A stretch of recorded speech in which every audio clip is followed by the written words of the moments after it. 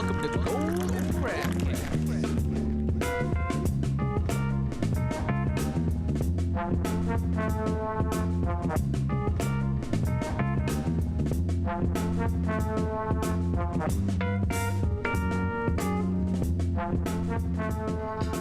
Another another episode. Hey y'all. Welcome back. What's up, everybody? Welcome One back. more for the can. Welcome back to Golden Craftcast. I'm Sergio, that's Manny. We got What's up? another episode for y'all. Decided this is a good time to talk about a little bit of a two TV series that actually ended. And Yes. we wanted to talk about them both and also, have more TV recommendations for y'all. I mean, we've done this in the past and we thought, hey, let's do another TV episode. So, yeah, I'm really excited about this, if anything. Manny, how you feeling? I'm feeling good, man. We're over here, these two series ended. This one for me, the one that we're going to talk about is, near and dear to me because I never really started watching it, but then it picked back up. They got funding again and they finished the season because I think it started before COVID, like Right. Yeah, I originally. did. Yeah, And then after that, it got picked up again and they continued it. Um, it did. but yeah, I was just telling Sergio like aside from all of this, like getting the beers tonight was just crazy, man. Like I was telling him earlier, I drove, usually there's like a Sprouts right near my house and stuff like that, but usually it's kind of generic stuff, whatever, cookie cutter. So Hmm. I want to I moved to a new place, I want to get a feel for the neighborhood, right? So I drive down the street, I go to this little liquor store. First of all, it's called cheap liquor. All right, that should have been my first red flag right there. I pull up and like I go into the section. I'm like, oh hi. And I look back. Second red flag. Literally the whole behind the clerk's desk was like a giant wall of just bulletproof glass. Like the whole fucking thing was just like encased. Like the clerks literally looked like zoo animals, just like inside of a cage. that It was is, weird, man. that's definitely a red flag. And I was like, what the fuck? And then I go and I walk in and I'm like, okay, like hopefully they have some craft, right? So I start looking around and I see like an Elysian, like a space dust ad. So I'm like, okay, they have to have something, right?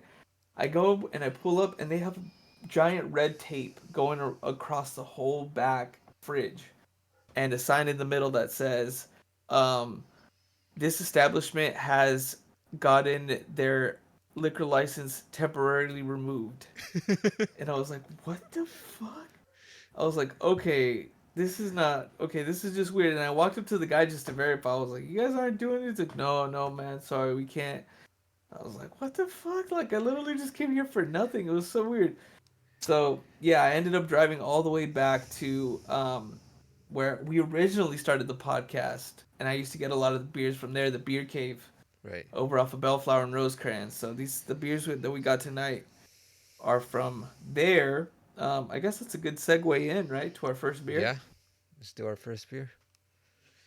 What do you got, Manny? This one right here is a new one that I saw on the shelf. We tried a Oh, lot of the nice. other ones, Yeah, I um, tried that but one I before. found this one and I figured I'd give it a whirl. It's the Mind Haze Lemonade Rage Turbo Radler. It's from Firestone Walker. Hmm. It's an 8%er. It's a tall can, and the graphics on it look really vibrant. You got a yellow base, some hot pink. I'm getting kind of like a Miami Vice or like a I don't know. I Yeah. don't know what kind of font would you say that would be? Let me see it. Yeah, I would say Like an I'm getting 80s kind of. 60s. I'm getting like kind of Yeah, like the 60s vibes. yeah. Maybe. The Yeah. the, the But yeah, definitely like like the bottom, 60s and then right here the like 80s. 80s for Yeah, for sure. sure. Yeah, so you're getting So like different aesthetics in the font itself. yeah, so That's Turbo crazy. Radler from Firestone Walker, one of the Firestone series I Walkers. guess from the Mind Haze. What'd you get? So I went simple and I got myself a blonde from Long Beach Beer Labs. So Nice. yeah, we tried this at the actual brewery. And yeah, it's actually one of my favorite beers, if anything. So I thought I should try it on the show, if anything. Um, what better way Got to some do that? nice script on a yellow background. We both got yellow beers. That's weird. Yeah, I know. Yeah, that's when Why you don't you say hold yeah. yours up so we That's could when take you a say picture with it? that's when we say yellow. I was like, okay, yeah, I think we're on point with this one. Yeah. But yeah, definitely blonde. So Haha. yeah, just thick cursive font letters on a yellow background. Sorry, it's like What is there any inverted. writing or anything for it? That's what I was trying to look for, but it doesn't seem like it. It's just a very What simple percentage is craft. it? It's like 5.7, 5.4. So it's like, Okay, sure. yeah, it's like a Budweiser. Exactly. Yeah. I'll calm down for that. But yeah, Yeah, that should shout be out sippable. Firestone Walker. Got the And Firestone Walker 805 hat on. all Let's right, give him a crack. Cheers to the craft. cheers. I'm gonna put mine in the glass. I'm gonna pour a little bit of mine in a glass just to see the color on this. This is a really nice color. You'll see it right now. Yeah. Oh shit, Wow.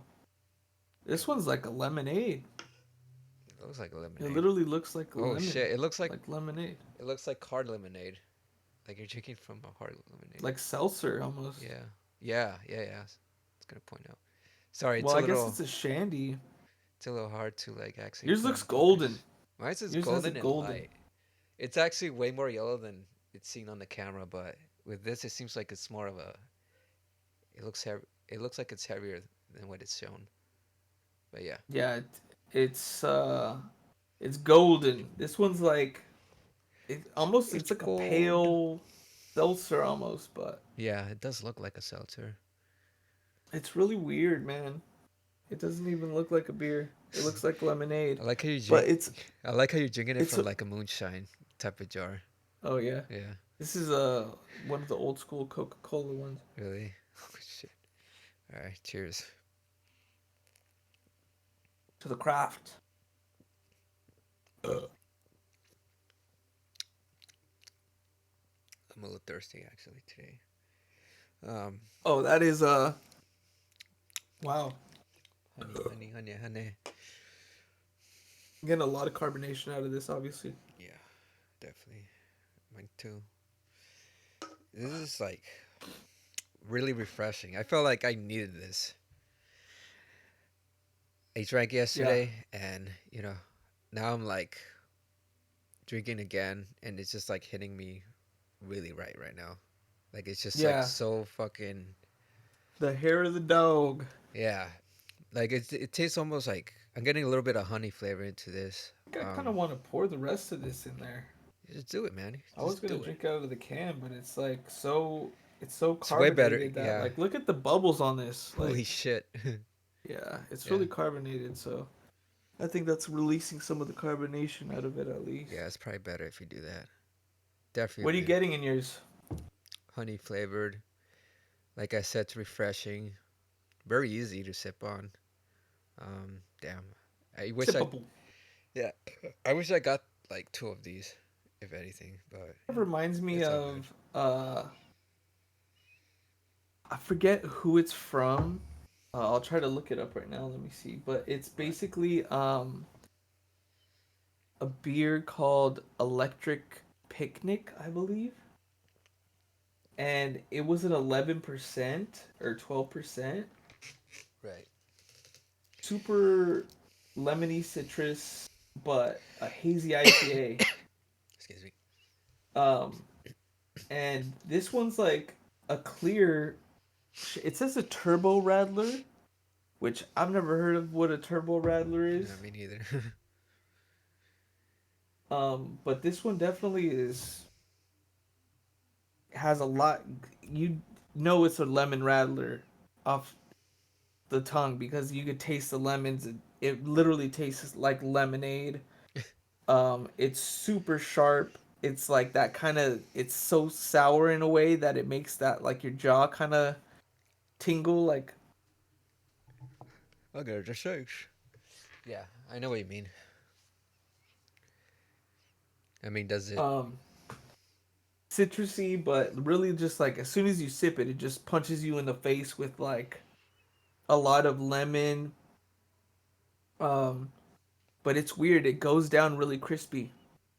Okay. So it comes off almost like an IPA at first, very not bitter, but I want to say like Dank. acidic, not dank, not dank at all. Like it tastes like lemonade. It tastes like a Mike's Hard Lemonade, bro. Oh, for reals. So yeah, it like literally it tastes like a Mike's Hard Lemonade. I feel like I'm drinking a Mike's Hard Lemonade or something right now. I'm But definitely this gonna is pick that up. Yeah, I used to drink Mike's Hard Lemonade. They're really good. They're really sugary, but they're good. yeah, there's definitely some sweetness in here. You could tell there's some sugars in here for sure. Yeah, all But types the of sugars. color is just literally you wouldn't even know that someone's drinking a beer by the color of this beer. You could see that's a It, seltzer. It's like, oh, I you drink a could you seltzer. could say it's lemonade. You can Yeah, literally say it's lemonade because it looks exactly I don't like it. know. It's just carbonated. Yeah, well, it has a little bit of foam in it, so I don't From think it'll from pass. my angle, let me see if I could put some light on it. But it's really light. Sure. It's Probably a little too much it's a light. little You too see bright. how light it is? Yeah, It's literally glowing. bro, it looks like you're just drinking like a miracle juice. It's gonna heal your That's how bright cancer. it's yeah, This is the type of it's shit that literally heals your right there. cancer. It's like I'm drinking like a golden orb or something with the light It underneath looks it. like you're tasting herb, like an herbal tea. It's like, what's this? My herbal It tea. honestly, you could compare the color of this to green Lipton tea. Yeah, Like one of those teas, like that's what the color looks like to me. It's like light like that and see-through. yeah, for So, I sure. mean, weird all around. Weird. Weird, weird, weird, Weird, weird. weird. um, But Speaking okay, of Disney, let's get into it. yeah. So we watched these two series that ended with Andor season two actually ending at season two. Um, this was interesting because I didn't thought they were gonna end it, and then I watched like literally the last two episodes. I was like, oh, they're gonna end it this season. I was like, fuck, what the hell? Well, I honestly like my opinions about this series ultimately for me, it really felt like the West Wing version of Star Wars. Hmm? There was a lot of politics in some areas. Like it's very political and stuff like that, but I Right, did like the fact that Diego Luna portrayed an actor or portrayed a person who was living through the rebellion, right. you know, as, on a day-to-day basis. You know, you could see him actually be not just the day of action of all the rebel planning, you could see him on a day-to-day basis of living as a rebel, you know, which I Hmm. really thought was interesting. But I mean, I could tell you, I didn't think this show was going to last long at all because it took a while for it to pick up. Like the Right. whole first part of the season was really just like two episodes of him trying to figure out like what to do, like where to go and stuff like that.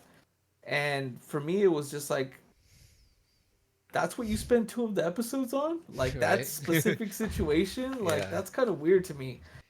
If you don't know what we're talking about, we're about to spoil it for you. Yeah. So So make sure you this watch is it a before. review. So obviously, spoilers ahead. So if you haven't watched both seasons, go fucking watch it. I mean, I it's will say good this TV. though, I didn't see the last episode of Andor. I didn't Uh, see the very last one, but I saw up to the very last one. So I okay, think well, I'm gonna episode 7. spoil everything, and fuck That's you. fine. That's fine. It's all good. You still But watch it I mean after I ending. still have some good opinions about it cuz I watched the majority of it and stuff like that. But I don't know, what did you think about it overall? This, I do have my thoughts on it. I do think there was some controversial things, specifically like in the first three episodes. But past those episodes, it was really like Oh my god, the drama. pause. What? Oh, dude, it just splashed back in like because I'm drinking out of that mason jar. Like I put my cup down and just like splashed into my eye, bro, and it literally feels like someone squeezed lemon in my eye, bro. I'm keeping that one. Oh, Jesus. Oh, that's a lemon shandy for you. Talk about a turbo rattler. That's we got turbo freaking. we got our reels. This is Golden Craft Cast. Okay, okay. For sure. Sorry, but yeah, No, you're saying like, all right, all right. Yeah, like I was saying, um, once it picked up after the fourth episode, things started to get really interesting, and then um, all these motions that we're setting, uh, they were actually showing some momentum, and you got to see a different storyline from what you've seen in right. the, you know, because what they did is like they just because it takes like 4 years before Rogue One happens, and in this season they pretty much like they um they time jumped. They time jumped like 1 year. Like in certain episodes, it's like, Uh okay, this huh. is what happened, and then they said like 1 year later, and I was like, okay, sure. And then they Yeah. did it again. They did it 3 times, I believe. Yeah, it was weird, but I mean, Time is relative in Star Wars land. it is. But I don't know. I don't understand why they didn't like do another season and why they rushed into it. I mean, let's be honest. Like some of these Star Wars lately hasn't been that great. Um, Skeleton Crew is actually pretty good, like decent. Andor was Look, pretty good, but the other let's be, ones are let's be like, very clear. I think when you say that, and I speak for a lot of people when I say like visually, it's amazing. It was sure, amazing, right? But the storyline behind it was kind of, it's not that it was a weak storyline, it was just really meant for people that were into the political side of like the rebellion right, and like the actual fight of it all. yeah, Which is like there are Star Wars fans that are about that, but I feel like a majority of the Star Wars fans just want to see some shit explode, my friend. yeah. So like Well, this is like political or not. This was actually really good TV, like a good drama series, if anything. yeah, it's very dramatic for Yeah, sure. the writing was better than most of the shows that they've been pulling off. Um, Yeah, but with this one, if like the thing about Andor is, I kind of got a sense of this because I rewatched like Rogue One that right. it was trying to be more grounded and something more of that aspect of like, yeah, it's called Star Wars, so you get all these war elements like Right. rebellions, um, slavery, freaking like oppression against the Yeah. people and all that stuff, and those stuffs are real, and those stuffs like like obviously It like strikes a chord like with humans all over the yeah. world. So this is really like saying something about humanity in itself. Yeah. But yeah, that's what I And where like does about it. war come from? Like what is the root of it? Yeah, And it dives deep into those things, which I think this was able to make a way for Star Wars in general to dive deeper into that. And I appreciated that. I appreciate, like, I mean, this is the thing about Andor that a lot of other Star Wars series don't have. This was the R-rated, right, right. version of Star Kind of, Wars. yeah. So I mean, the first season opened up literally in a brothel. It's Diego Luna in a brothel, and then he Right. kills some dude. He kills like a stormtrooper, like an imperial officer Yeah, they within were the like first off. like 10 minutes of it. Yeah, they were officers, definitely. But there were just So like I two mean, that guys. just Yeah, there were just two guys that were being assholes, and then when yeah, push comes to shove, like we get to see like he got the better of them. him. Yeah, Yeah, like you get to see like the darker side of like our heroes. Like they're not perfect, but they get the job done, and they're they're very gritty. Like this is obviously a very yeah. gritty It's show. also them having them to like live in fear of the many things that can happen to them if they slip up. It's like the Yeah, the reality of their situation is that they're constantly living as spies. They have to keep a cover, they have to keep a facade the entire time, and there's no one there to keep them on check except someone else on a radio or someone else right. that's like within contact of them, and they're probably the only ones that are able to. You kind of see that in the beginning of season 2. um but I mean, that was cool to me that this really touched on a bunch of different points that other Star Wars series don't really talk about. Mm-hmm. And I mean, like you said, slavery, oppression, the whole brothel thing. No other Star Wars series can get away with what they talked about, you Mm-hmm. know? And then even in this one, like some of the scenes that we'll talk about right now, it was just like it was pretty bold of them to touch on these subjects, Right. being Star Wars, you Yeah. know? So I think in that aspect, when you talk about writing in this, yes, like that's where to me the writing stands out because they went bold with it. They didn't hold back in that Mm-hmm. sense. So I did respect that fact. For sure. Yeah, definitely. It's definitely something that's like different, and obviously overall I did like it. Again, there's some things that I didn't really like agree upon, and either way, Like like what? this is just like, I mean, it's in Like one of our what? scenes, bro. It's in one of our Okay, scenes, okay, so we'll okay. get into that. But overall, like, yeah, this is like the best Star Wars we've seen. In my opinion, I feel like this is the best Star Wars we've seen, by I far, feel it's the most outside of the box in a good way. version of Star Wars Yeah. in a way that's more real and closer to war and what people have to live through Hmm. and kind of the roots of it compared to what the other things are. It's like, you know, a lot of it is mystical, a lot of it is sci-fi driven in, but this feels like it's, yeah, sci-fi and flying ships and, you know, other galaxies and stuff are part of this series, but at the core it's about the war, right? Yeah, and the efforts to, like, keep the rebellion, um, keep hope alive, basically, you know. Yeah. And yeah, they took a lot of elements from like Rogue One, and you definitely see it like throughout the whole series. And if you get the certain jabs or certain nods to it, like you get to see like, oh, that's where they got that from, because this serves as a Mhm. prequel to the prequel, which is weird to say, but it's true. It's a prequel to the prequel to the prequel. It's a lot of prequels. Yeah. You see Diego Luna. I looked up the IMDb earlier, and it's Diego Luna literally saying that it's a prequel to the prequel to the prequel. You said that? Yeah, which it is. But honestly, I thought it was really cool. Like he did a really good job of Yes. portraying like his character and him going through it and the fight of he's the one that really made it feel like a war. Like his family's going through it. Yeah. He's gone through it. Like this is the actual lives were lost earlier and things went through, but you know, at the end of the day, he's still in the fight and it's not over for him until he dies basically. Yeah, Like he basically. knows that's part of the sacrifice of being a rebel, Right. Yeah, everything's a group a effort. terrorist. Yeah, terrorism.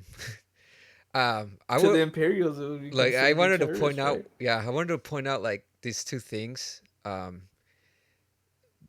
Like I really got to see like this series I really got to see, and also like in Rogue One, I really got to see like how the rebellion operates versus how how the rebellion operates. I said that right? The rebellion, the Imperial. Yeah. How the different sides operate. Yeah, like both sides, like you could tell like the Imperials are bad because they're just it's kind of a toxic environment if you really It's a see it. cutthroat, and it's funny because when you look at a lot of the scenes and a lot of the like money shots or zoom out shots of inside of the ships, what does it remind you of? For me, it was like an office, Right. Yeah, like an it's like office kind yeah, of it's like very corporate, very cold, and just very like very corporate, yes. hmm And yeah, you could see like they did that with the what am I saying, the uniforms and like the costumes that they had.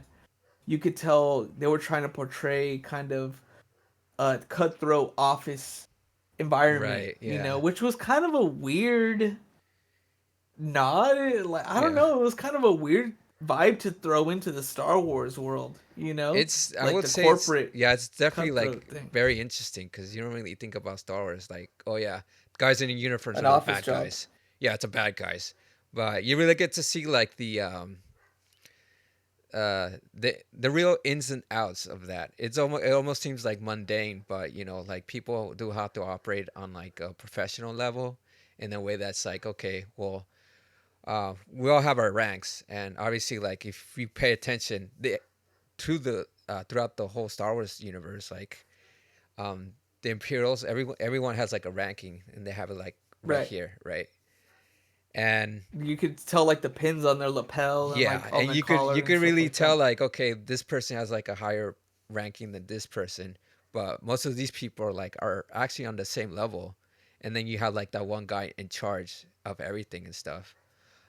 Well, I was gonna say like with the Imperial, like they they're pretty much like, okay, someone has an idea, someone brings something up, and they take credit for it. But at the end of the day, that lower ranking is not gonna get the full credit. The full credit is gonna actually go to like the From higher the ranking. commander. Yeah. Yeah. And that's pretty much how it is. Like everyone just takes credit from everyone, and it's like, at the end of the show, like freaking Deja, I forgot her name. The blonde lady. She basically is like she's on top of things and very ambitious compared to like her husband. And the husband, like he thought he was doing good, and when he saw Hmm. like, oh, the Imperials are actually like bad guys, she was like, yeah, we have to do this. Like just go home, and everything's Dedra gonna be, Miro, yeah, Deidre. And Denise Go or Gao. Denise, go Yeah, Gao. go. And It's like yeah, Christopher she's, Walken.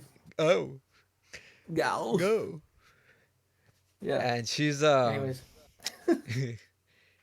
yeah, and she's very like, on top of things, and she obviously does care about like the husband.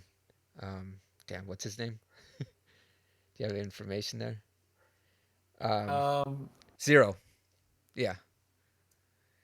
So Cyril Karn, yeah, Zero Karn. So Zero. played by Kyle Soller. So going into like the Gorman like government. He was infiltrating into them, Yeah. and he thought he was doing good, but at the end of it, it's like, dude, you, they're about to like execute like a whole genocide, if anything, just so they could get like materials out of that planet to serve like the empire for a better purpose. I guess the better purpose of the space Nazis. And it's like very like, fuck, It's like he too has that real, realization. man. Yeah, like it's It's just too like a lot real. of realization of that shit, and it's like at the end of the day, yeah, like the higher rankings are gonna take credit, and then by the end of the season, Dejo actually like ends up, being a little too ambitious, that they said like, hey, no, we gotta cut this bitch out, and she ended up in a prison alone in the dark, and it was like, I kind of feel sorry for her, even though she was like the bad guy, but it's really weird, it's like it's very complex how this Yeah, how but this is. that's the whole thing is they're making it seem like I don't know, to me it was like they're trying to okay, to me it was this. As soon as I saw the plot, I was like this is Avatar. You know what I'm saying? Sure. Like in that way of just like you know how they had in Avatar they were trying to mine that substance that was like within the home of the like core of the planet or like core of the tree or whatever. Mhm. And unobtainium. I got it. And then basically this was like the similar thing, but Yeah. what they're trying to compare it to, it was just too real for me. When I say too real, it was just like too comparable to real life. Like Yeah. you think of a planet as a country, Mhm. right? Right. And then people go into that country and they take advantage of the raw materials. They try to like, get pennies on the dollar labor and, they resell it out here for whatever they're able to sell it for, right? Or Right. they use it as a way to control a population. Yeah, that's absolutely true. And taking control of that population and taking control of the resources that they have for them to build a weapon for lack of a better word for A Death Star, for the sake of peace. That's how they put it. That's the thing right? about the Nuclear Empire. weapons for peace. Yeah, that's how. Yeah, like I don't know. I had that realization that like the Death Star is obviously like a metaphor for like nuclear weaponry.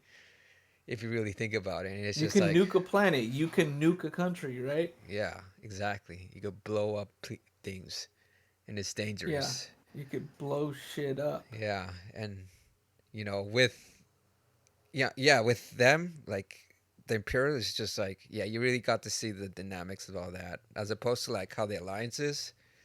Right. They're more like they obviously have protocols. They obviously like have a military tactic to them, and they always want to be careful about what they're doing or how they're doing it. And you know, what you see a lot is like rebels, rebelling against like what they're not, um, rebelling against like orders from the main alliance. And you really get to see like how Diego Luna, how like Andor really is. He's like he take things into his own matters. Like they needed to go rescue that one girl, so he went on, and he He's a comes back. hands-on kind of person. Yeah, and he comes He's a back, can, and you then he know. tries to justify it. It's like, dude, we have to take risk, or like, Well, yeah, not only that, but like he takes it upon himself for a lot of it. Like he's yeah, willing to put in the work, which is that's the gangster part of his character. He's putting in the work for the rebellion. Like if it wasn't for him, they would have never gotten the stars, or I mean the plans for the Death Star. What am yeah, I saying? He would have never been able. Like Rogue One would have never happened. yeah, And exactly. this is basically the story leading up to why he was so dedicated in that movie to the rebellion, because lives have already been lost around him trying to infiltrate the rebellion, let alone get master plans for, the blueprints of the Death Star. Yeah, exactly. So, like with this, I feel like there's a group effort, but it's also like people taking risks and then following that person, because you get to see like, okay, this person's onto something, and you really get to follow like what that what they're capable of. Like it's not just Andor, but it's also like his other homie, the one that could create he created the explosives. But basically, he was a resource himself, because he was given to, well, I guess, like he went to Saw Gerrera, I guess, and that's another side of the alliance that's just like a different faction. They're going for the same cause, but their cause is like very different in matters of like, okay, well, obviously the alliance is like more hands on, more they have protocols and stuff, and they have uh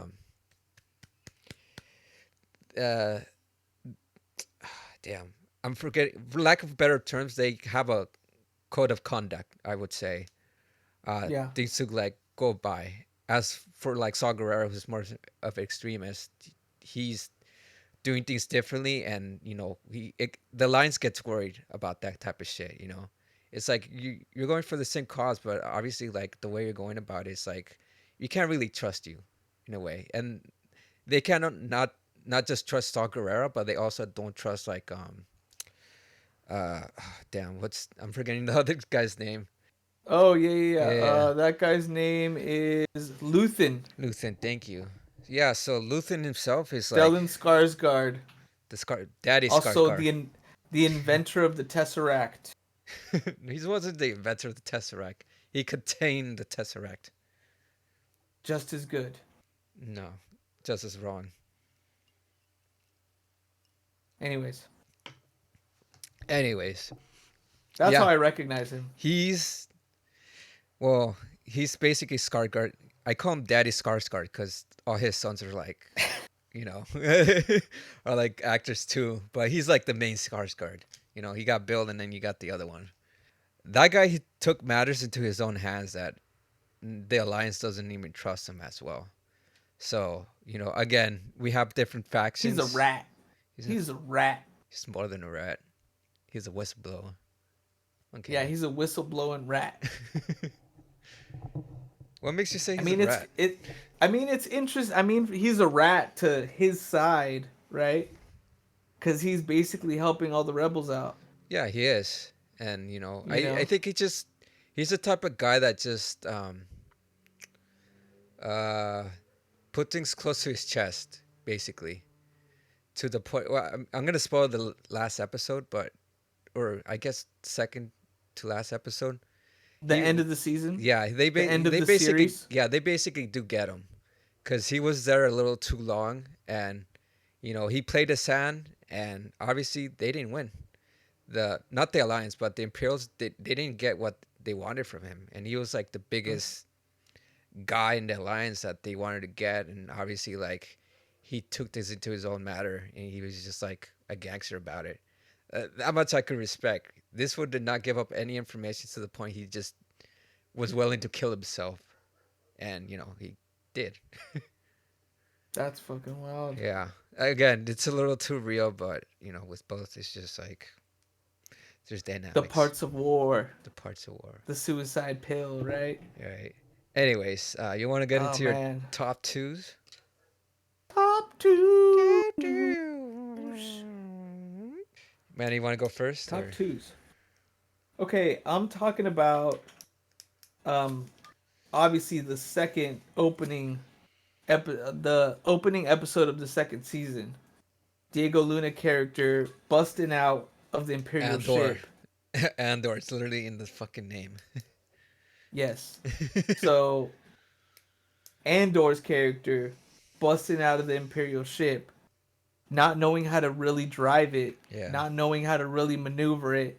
He was a pilot, but he didn't know how to maneuver this specific thing, which you don't see a lot in Star Wars. You'll see them like, oh, lose power or whatever. But this one, he legitimately did not know how to fly the craft, Right. which I thought was interesting. Yeah. You know, because it's just like, oh, the plan's like, he's dedicated to his craft of flying the plane or piloting, and he was sent the wrong plans. He's like, the ship didn't match. It was the wrong ship. It was the wrong like layout. So like, it sounds like he did his homework, he did everything, but he had to improvise as soon as he got into the spot because he didn't know how to actually fly the plane Right. or the craft. The craft. Yeah. So he So needed that. Yeah. usually in this moment, because we're also doing video, we would show the top two moment, but it's Disney, so they'll like get on this video super fast. So I'll explain it, but basically like he goes in, he sneaks his way into the craft, and he's about to steal the craft, and what do you know? He doesn't know how to fly the plane. And he's like, "Oh my God!" He's talking on the walkie-talkie. He's like, "I don't know this. I It's don't a know how to Bray. fly the plane. I don't know how to do the ship." And then they're like, "Oh, well, we gave you the plans." He's like, "The plans didn't match." Blah blah blah. He loses things. Stormtroopers come up on him and they roll up with like different, like a bunch of guns on him, and they're like, "Don't move!" Blah blah blah blah blah.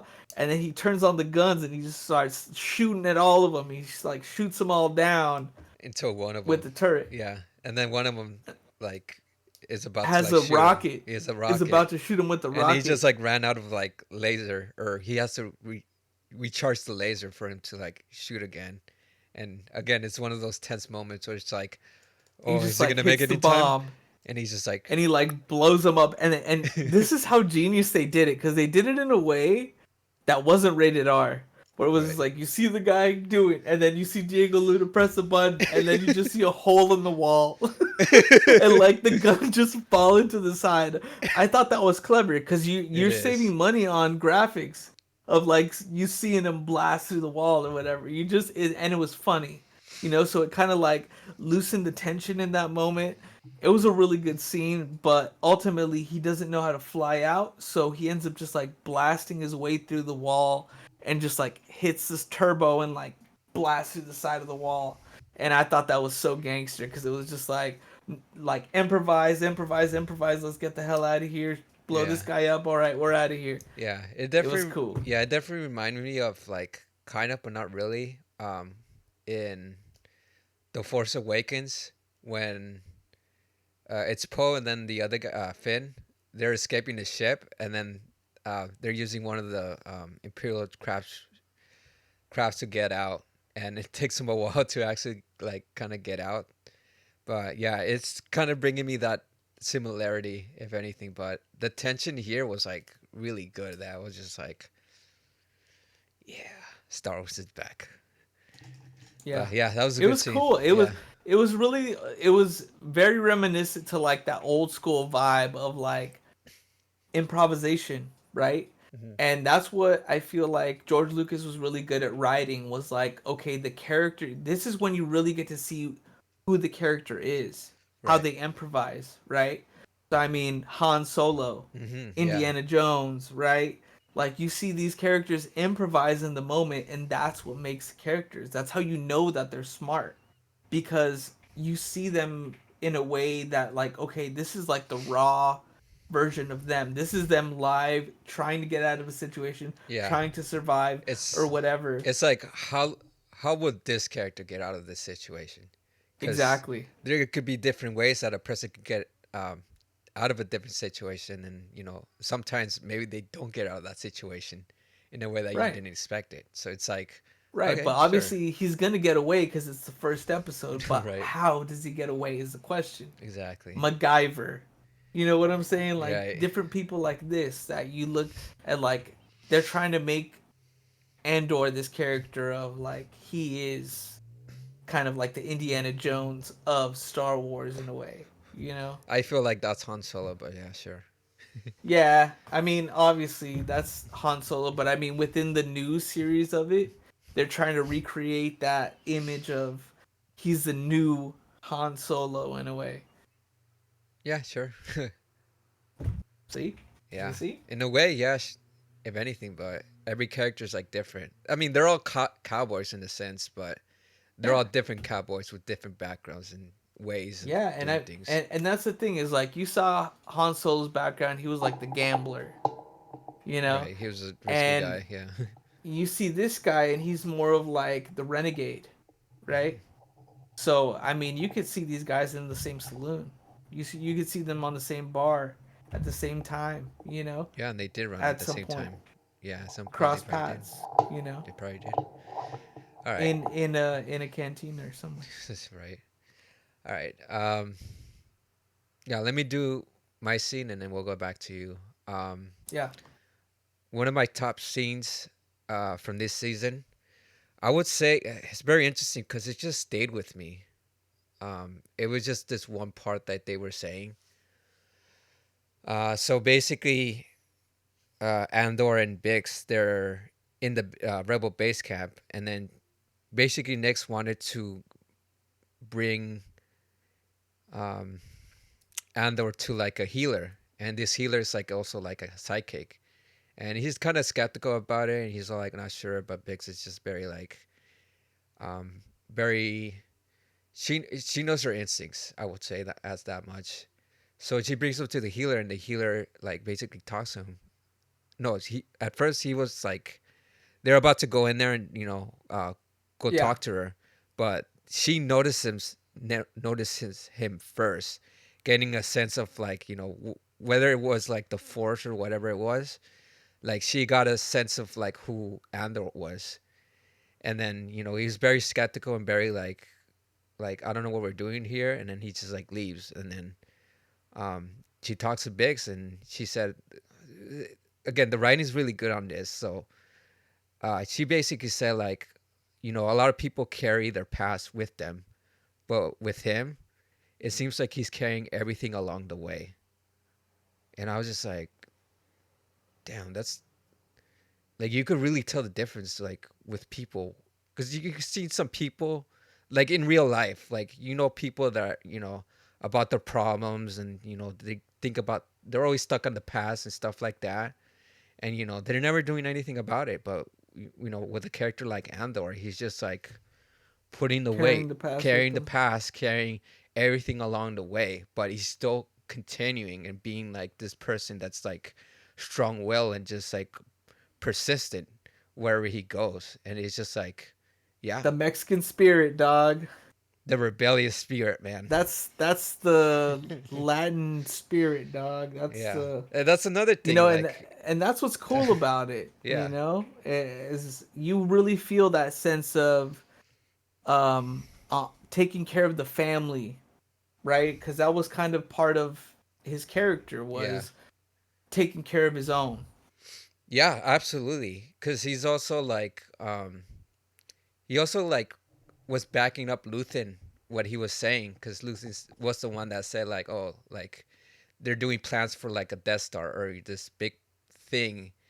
And the rest of the alliance were like saying like, "Oh, we can't trust Luthen based on our speculations." Like, no, believe me, I seen the good and the bad of him.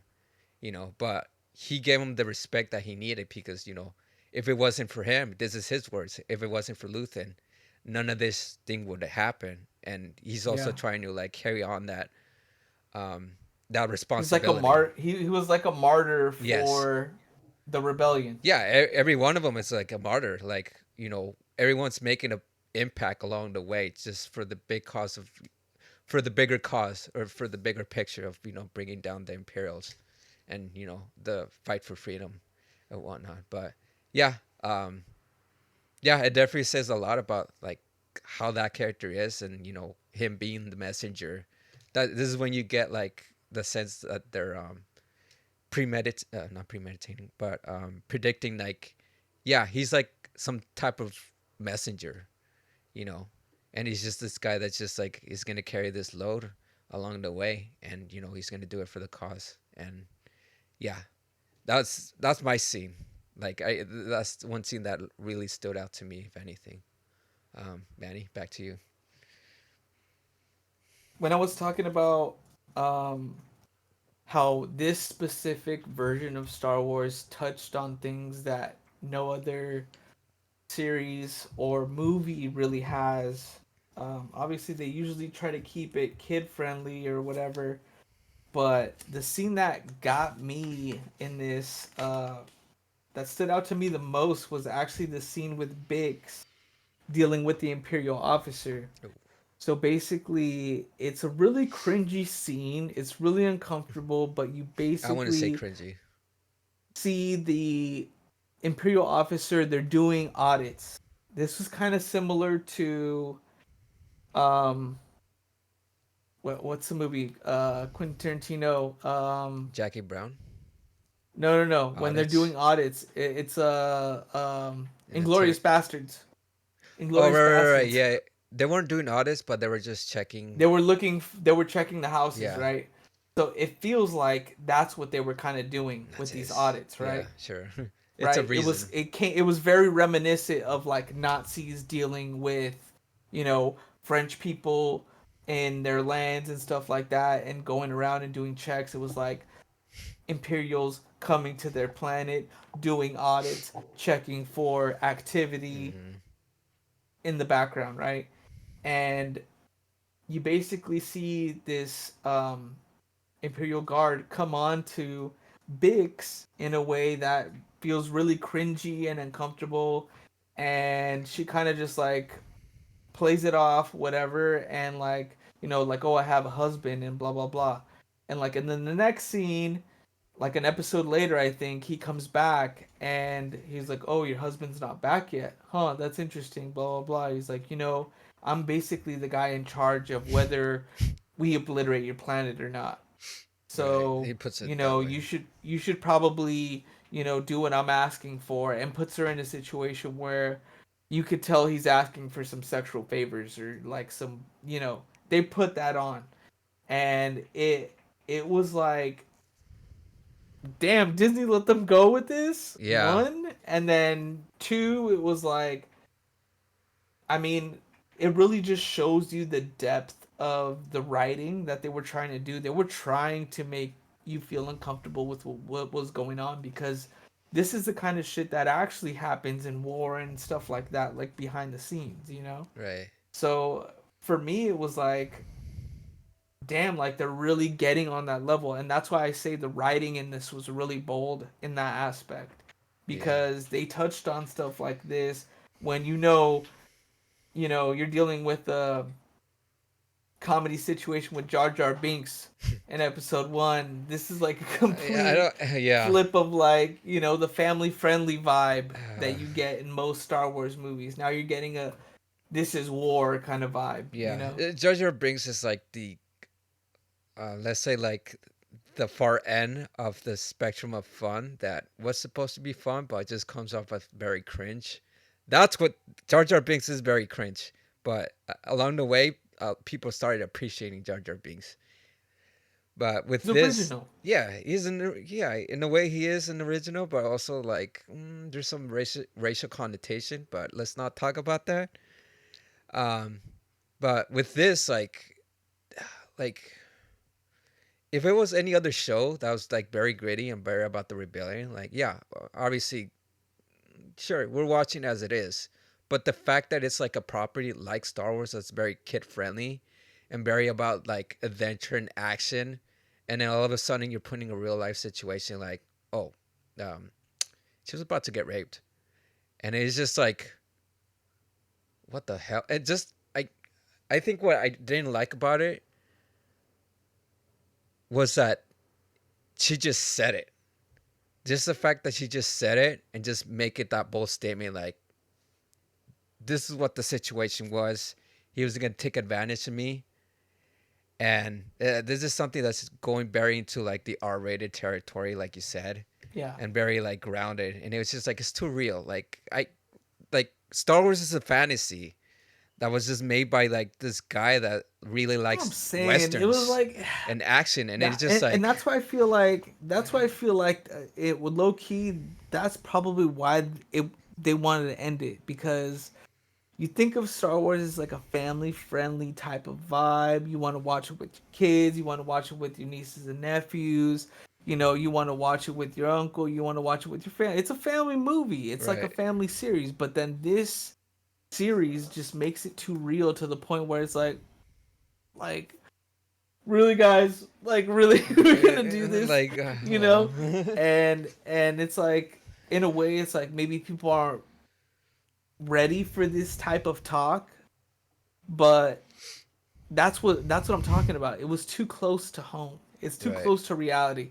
We watch TV to escape reality, you know, and this is too close to home, and it's too much of a reflection, and I feel yeah. like that's a reason why they cut it off, you Yeah. know? And like yeah, like you said, like how the hell did Disney get away with it and everything like that? Because I mean, it's just like I don't know, like uh, they know this show is good, and with the other shows that they wanted to go for, like they didn't work, and obviously like I guess the toxic fandom was like saying all this shit about the other shows, but with this one, it's just like this is actually pretty good.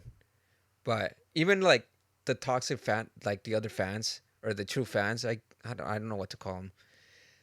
They said there was a step too far too. So I mean, I think we're all in the same camp on this one. It's just like how, to an extent, like how real do we want it to get, or what Exactly, subject bro. matter can we like It's actually get away dude, with? but that's what I'm saying. Like, you watch Star Wars to, like, okay, get enthralled by the visuals, you know, like, yes, there's Right. some drama portions to it. There is some parts where you have to hear some dialogue back and forth that is very like West Wing and very Sure. political and stuff like that, but for the most part it's, very fantastical to the point where, like, you got Jedis, you got robots, you got other stuff like that. It's like we didn't see too many robots in this.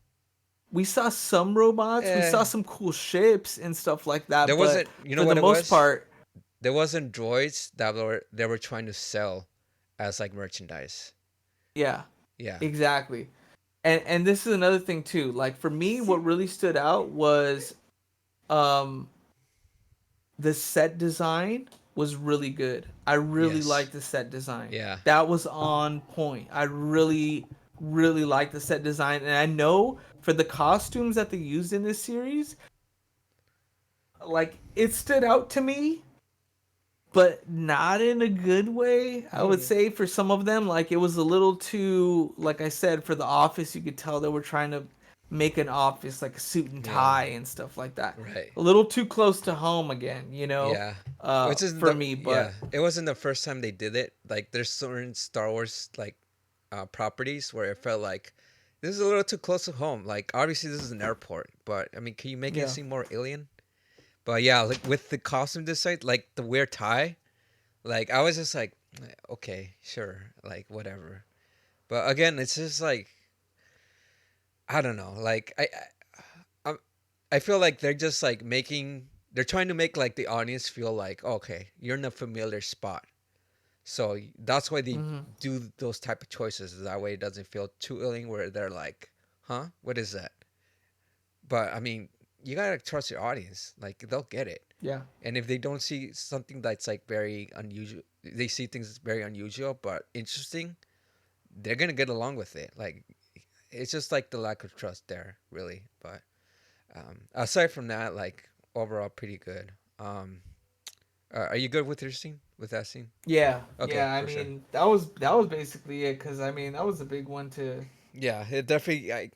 I'm so glad you brought it up because yeah, that was my gripe with that season, if anything. Um, but what I didn't have gripe was the later episodes. Particularly, I think it was episode 8. Yeah. When they were in Gorman, and then the whole outburst, the uproar happens when they were taking over that planet.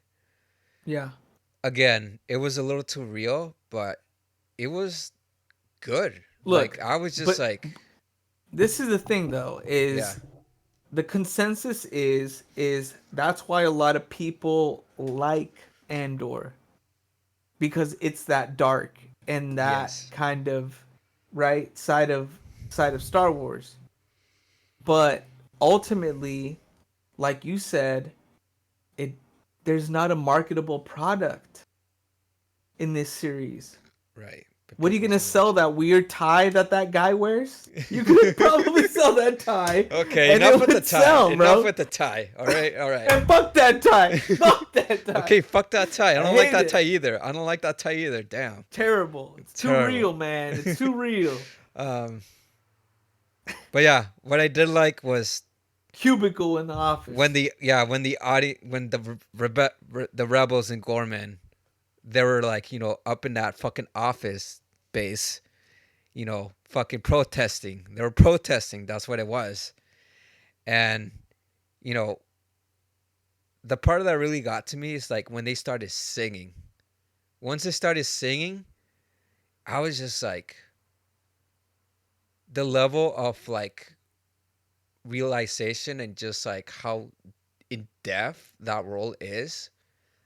Like basically that whole planet, let's just be real. That whole planet was France.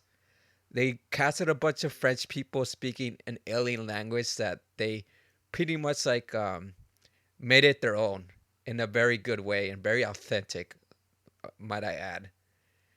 And if you really think about rebellion and going against like the government, who do you think brought that the ideas of freedom and democracy? The Yeah. French. Yeah. In an ironic way, like the Gormans are like the people that they never done this before. Right. And Andor and that whole crew, they were trying to help him. Like, oh, you want to rebel against the government? Like, we'll help you. We have factions to like help you out, and Yeah. fight the bigger power. And with these guys, like, they had like their own secret meanings. They had their own secret things. They were like realized people. Like it They were felt real. prepared for this. Yeah, it was very authentic, and it was really fucked up what happened to them. And like with them singing, like you do get a history. You get like again like a depth of what these characters are, or what this country is. And it was just like, oh, damn, that's a human spirit right there, man. That right Yeah. there is just like people proud of their country or planet, you say, and just standing up to the man. And that's something that's just like, this is good writing. This is like a pinnacle of like what this series is. It's you know what it Hope. is? It's political refuge. It's It's a riot. It's a peaceful protest, Until someone makes it right? violent. Yeah. Yeah, it's a way to Like get that the whole episode. attention. Yeah, that whole Yeah, episode, I it's felt it. Like it was just that's what like, I'm saying, dude, man. It's really it was it's raw good. in that sense, man, Yes. because it's showing you this is what broke out in the streets in some other places, probably. You know? Yeah. Or when France like um broke out of independence, or what was that fucking? And I'm thinking about like history right now. Sorry, Yeah. but yeah, like it Closing definitely. thoughts. What do you think? But overall, like it was good. My final thoughts on Andor. It was good. It was it was good for what it was. I wish they had another season, but obviously, I guess they want to rush in. Like we actually had a good Star Wars series going on. But overall, like it was good writing It for the might come most back part. Maybe no, it's not.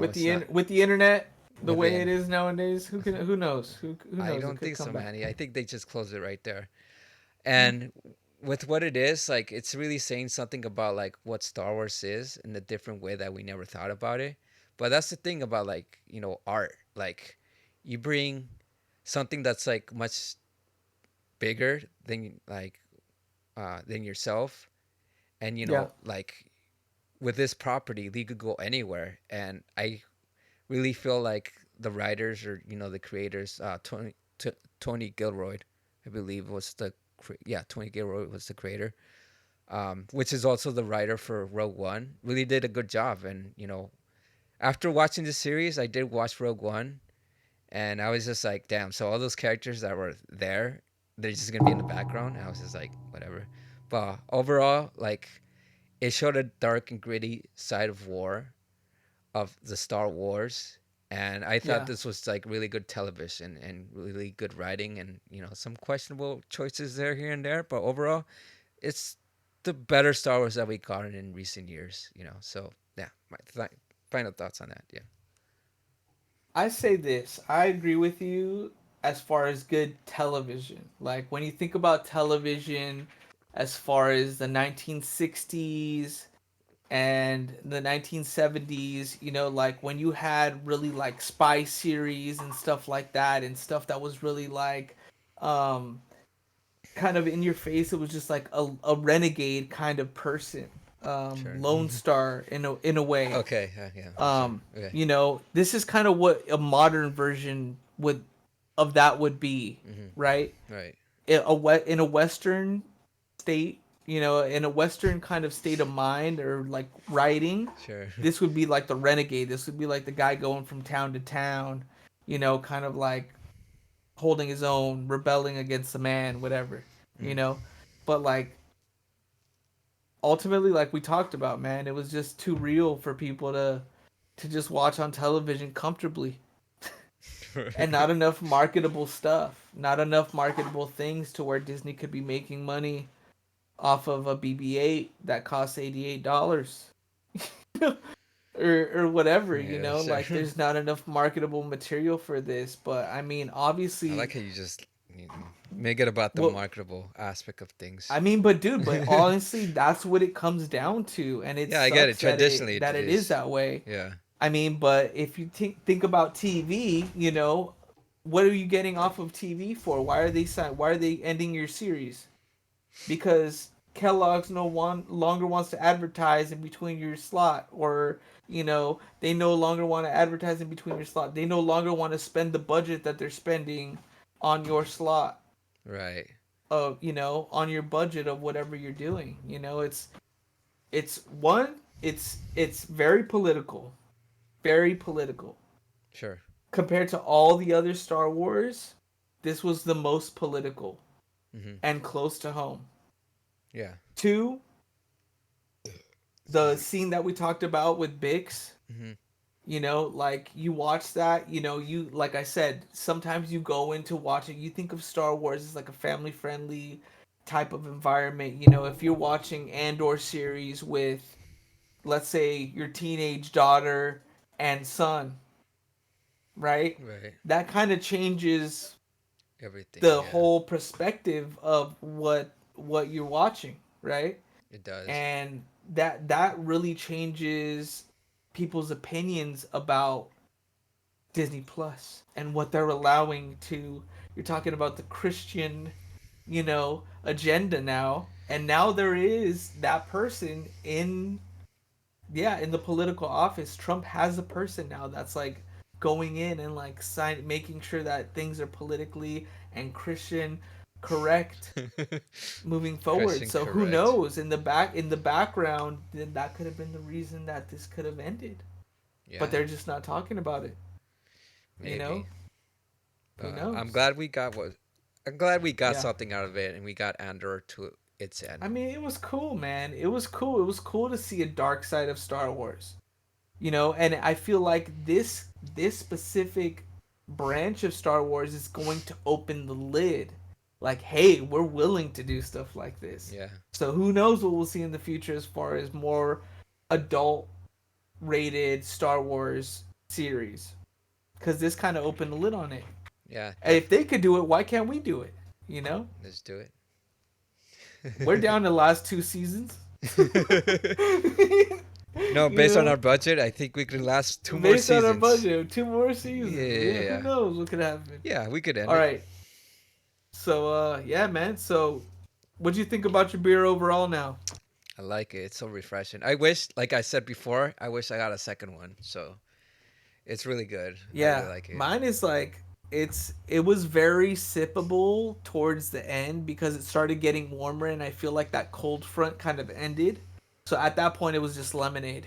Yeah, It literally just tasted like lemonade. It was weird. yeah, But like I said, at the first part sour. Now towards when it was getting warmer, not as sour. So maybe it's better to drink this on ice yeah. I because think you kind of just get like the warmness yeah. and the I think just all beers in general. If you drink it cold, it just gets better because you get an this aftertaste. lemon. This one Yeah, specifically though, I feel like this is a good beer to have on ice because it's kind of like a lemonade kind of vibe, citrusy and that matter. But if you drink it too cold, you get that shock to your jaw. Oh yeah, yeah, yeah, for Yeah. sure.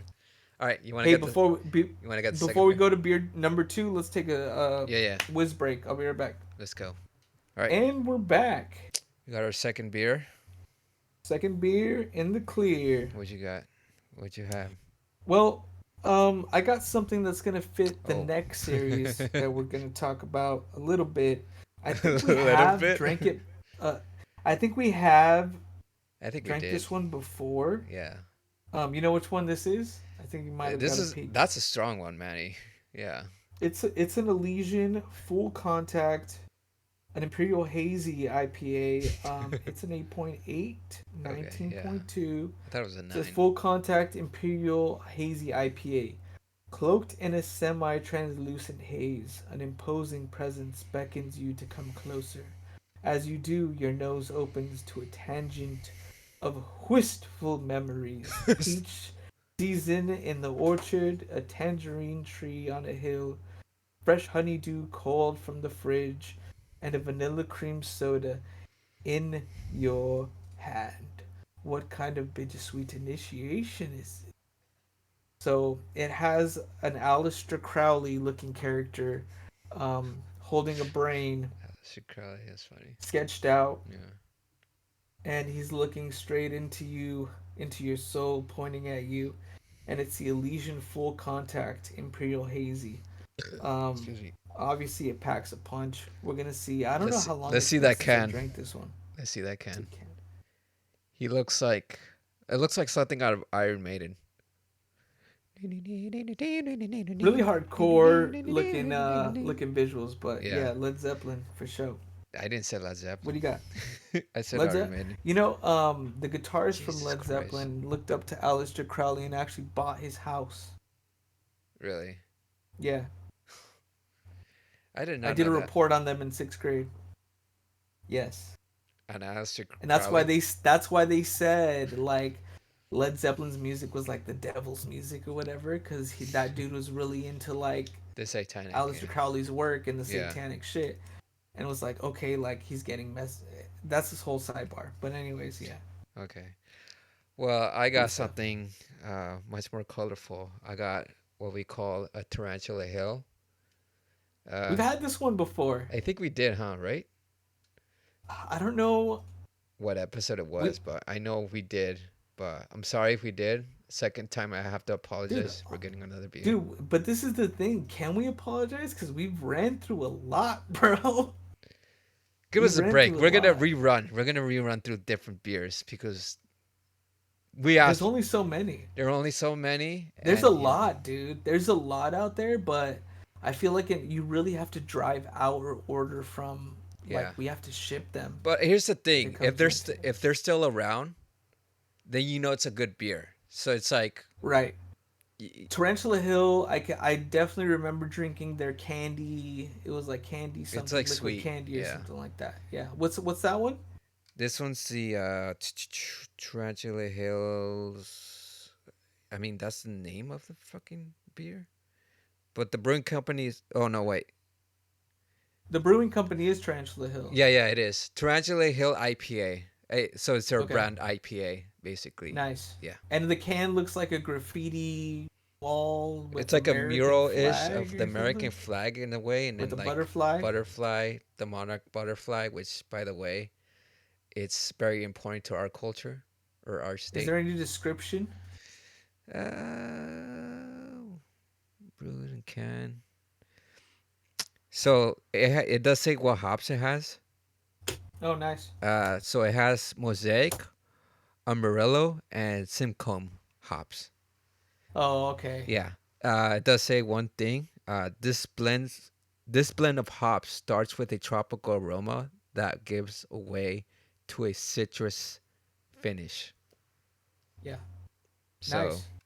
yeah, So I guess they tell you what to expect, right? yeah. Which is Let's see. I like that. It's straightforward. You know, that's exactly It's what we very talk present. about. Yeah, Like, it's very presentable about what they're gonna give to you yeah, and what let's they're give them a about. crack. All right, for sure. I'm putting it into a glass. So No, again, let me pour mine out. it's kind of similar. It's actually kind of similar to the last beer in the color profile of it, Manny. This one is more, Look at the screen. yeah. I mean, it's similar to the same color of your last one. Yeah, it's actually way lighter than what it appears on screen. Again, so yeah, I got a big head though. Yeah, this one it's a lot darker than my last one, but it's definitely looks more like a beer than a lemonade for sure. So it's not as You know, so it's not gonna it's pop out your golden. eye. Yeah, it's got some suds. It's not gonna irritate my eye in any way, I guess. Yeah. I'm definitely What getting are you getting like on the nose? very tropical, very like Fruity Loops. yeah, very fruity. Like I smell like guayabas. Very a little bit of mango, very citrus and tropical type of stuff in there. Definitely. I feel like this is yeah. I definitely it's this is gonna be weird to say, but it could we is it possible to smell the hops as well? Yeah, I mean, now that we've smelled so many beers, I feel like you'll try Yeah, to. this is I like the mean, interesting blend. Like it's I don't know how to describe it, yeah. but it's like it's very unique in its smell because it is tropical smell, but it's also like a blend of like all these hops. Like I could definitely smell the hops. So it's more like IPA. I mean, that's IPA It's forward. So definitely it's an like a IPA. tropical IPA Yeah, in a way. for Okay. sure. All right, I'm gonna So it's drink like it. West Coast in a way. See, mine Kind of. off the nose, I'm getting like banana smell, Okay. pineapple. Yeah, that aromatic. It says peach. Yeah, there's peaches in there for sure. There's peaches. All All right, for right, sure. let's give them a sip. Peace Be. Cheers. to the craft. Oh wow, wow. Oh, it's not bad. I like this. Peaches and cream. That's what I'm getting. Peaches and cream. it's very We get smooth, and then at the aftertaste, you get like this bitterness, but it's not like really bitter. It's not like dank bitterness that I would expect from like a West Coast IPA, but it's like, damn, I'm getting more of a taste of all the hops. It's an right. interesting blend of it. That sounds good. Yeah, See you'll mine, like I'm this. just Oh, getting we changed that this. tropical nose. I'm getting that tropical nose, but with a bitter note the whole way through. So I feel like musically it would sound like, like some nice reggae music, and then you just get a grand piano with just like random notes being played at the same time, just like or just like like a weird organ or something, just like annoyingly being played in the back. Because I really like the flavor and the smell of it, but the bitterness on this is just like whoa. It like really takes you back of just like okay, I really yeah, like. I get what they're saying, but by it pulls you Yeah, in because like the aroma and the smell is there, but as soon as you start tasting it, it hits you like a brick wall. Like yeah. I like how we got really aromatic beers on this one. Not this first aromatic, second. yeah, Yeah, yeah. that's It kind crazy. of went in tune with the next series we're gonna talk about. Aromatic sounds like music, just like the Gemstones. Uh, I don't. I have no comment on that segue, but yeah, sure, it's a segue. I don't know, man. I just try to draw the comparison of music. Yeah, Obviously, you knew what we were sure. talking about. I got the baby Billy behind I me. got the baby Billy. Let's talk about the Baby series. Billy's Bible Bonkers. The series that ended Baby this Billy's it. Bible Bonkers. Walton Goggins, John Goodman, Danny Killing it McBride. again. Danny McBride. This is the third show that's been produced by HBO, and I'll make I'll talk more about the other shows to this, but with this show, I think there was more of a there's more of attractiveness to this show than the other shows that he had before. Because this was like kind of tackling something that's like relevant to now in today's climate, which is Christianity and the mega churches. And Yeah. this series is just like makes fun of that. Just plain and simple, they make fun of that. And it's like, yeah, it's churches with money and how the people behind those mega churches are. Well, obviously you have your dad that's like, very religious and very pious the point um on the point that he's trying to make with his preachings and everything. And you have the kids, which the kids are like the highlight of this series, because they're all fucking rich, privileged assholes that you Yeah. would expect them to be. And, they're not as Christian as you think. And it's just like pulls you away to certain things. Yeah, bro, I seen that episode. So, So I just sent Sergio a little video from Theo Vaughn that he talks about why Danny McBride is ending the Righteous Gemstones. I You have haven't your last watched season that of Gym. fully. I watched some of it, but I didn't finish watching it. But as far as this whole series goes, dude, this series is just flat out a good time all around. It is a satirical reference to obviously the Midwestern view of religion and more like Christianity South. and Yeah. just South. I mean, just like that whole part of America we don't really see in California. I Like mean, in we see California, it's a little California. bit here and there, Yeah. California does have like its mega churches, but it's not like how they have it in the South, but to the I point would where they have say. a radio station and they have this and they have that. Like they basically have a monopoly out there. And you could see how much money this is actually bringing in by the size of the sets and everything that they're like living on. They basically have an estate. It's the family Gemstones estate. Like they And need it. the whole thing is like one, this wasn't a very graphic intense series, but they It's a actually comedy did push series. boundaries with graphics, I feel. Yeah. In certain scenes where they made John Goodman look younger, I think they did a really, really good job.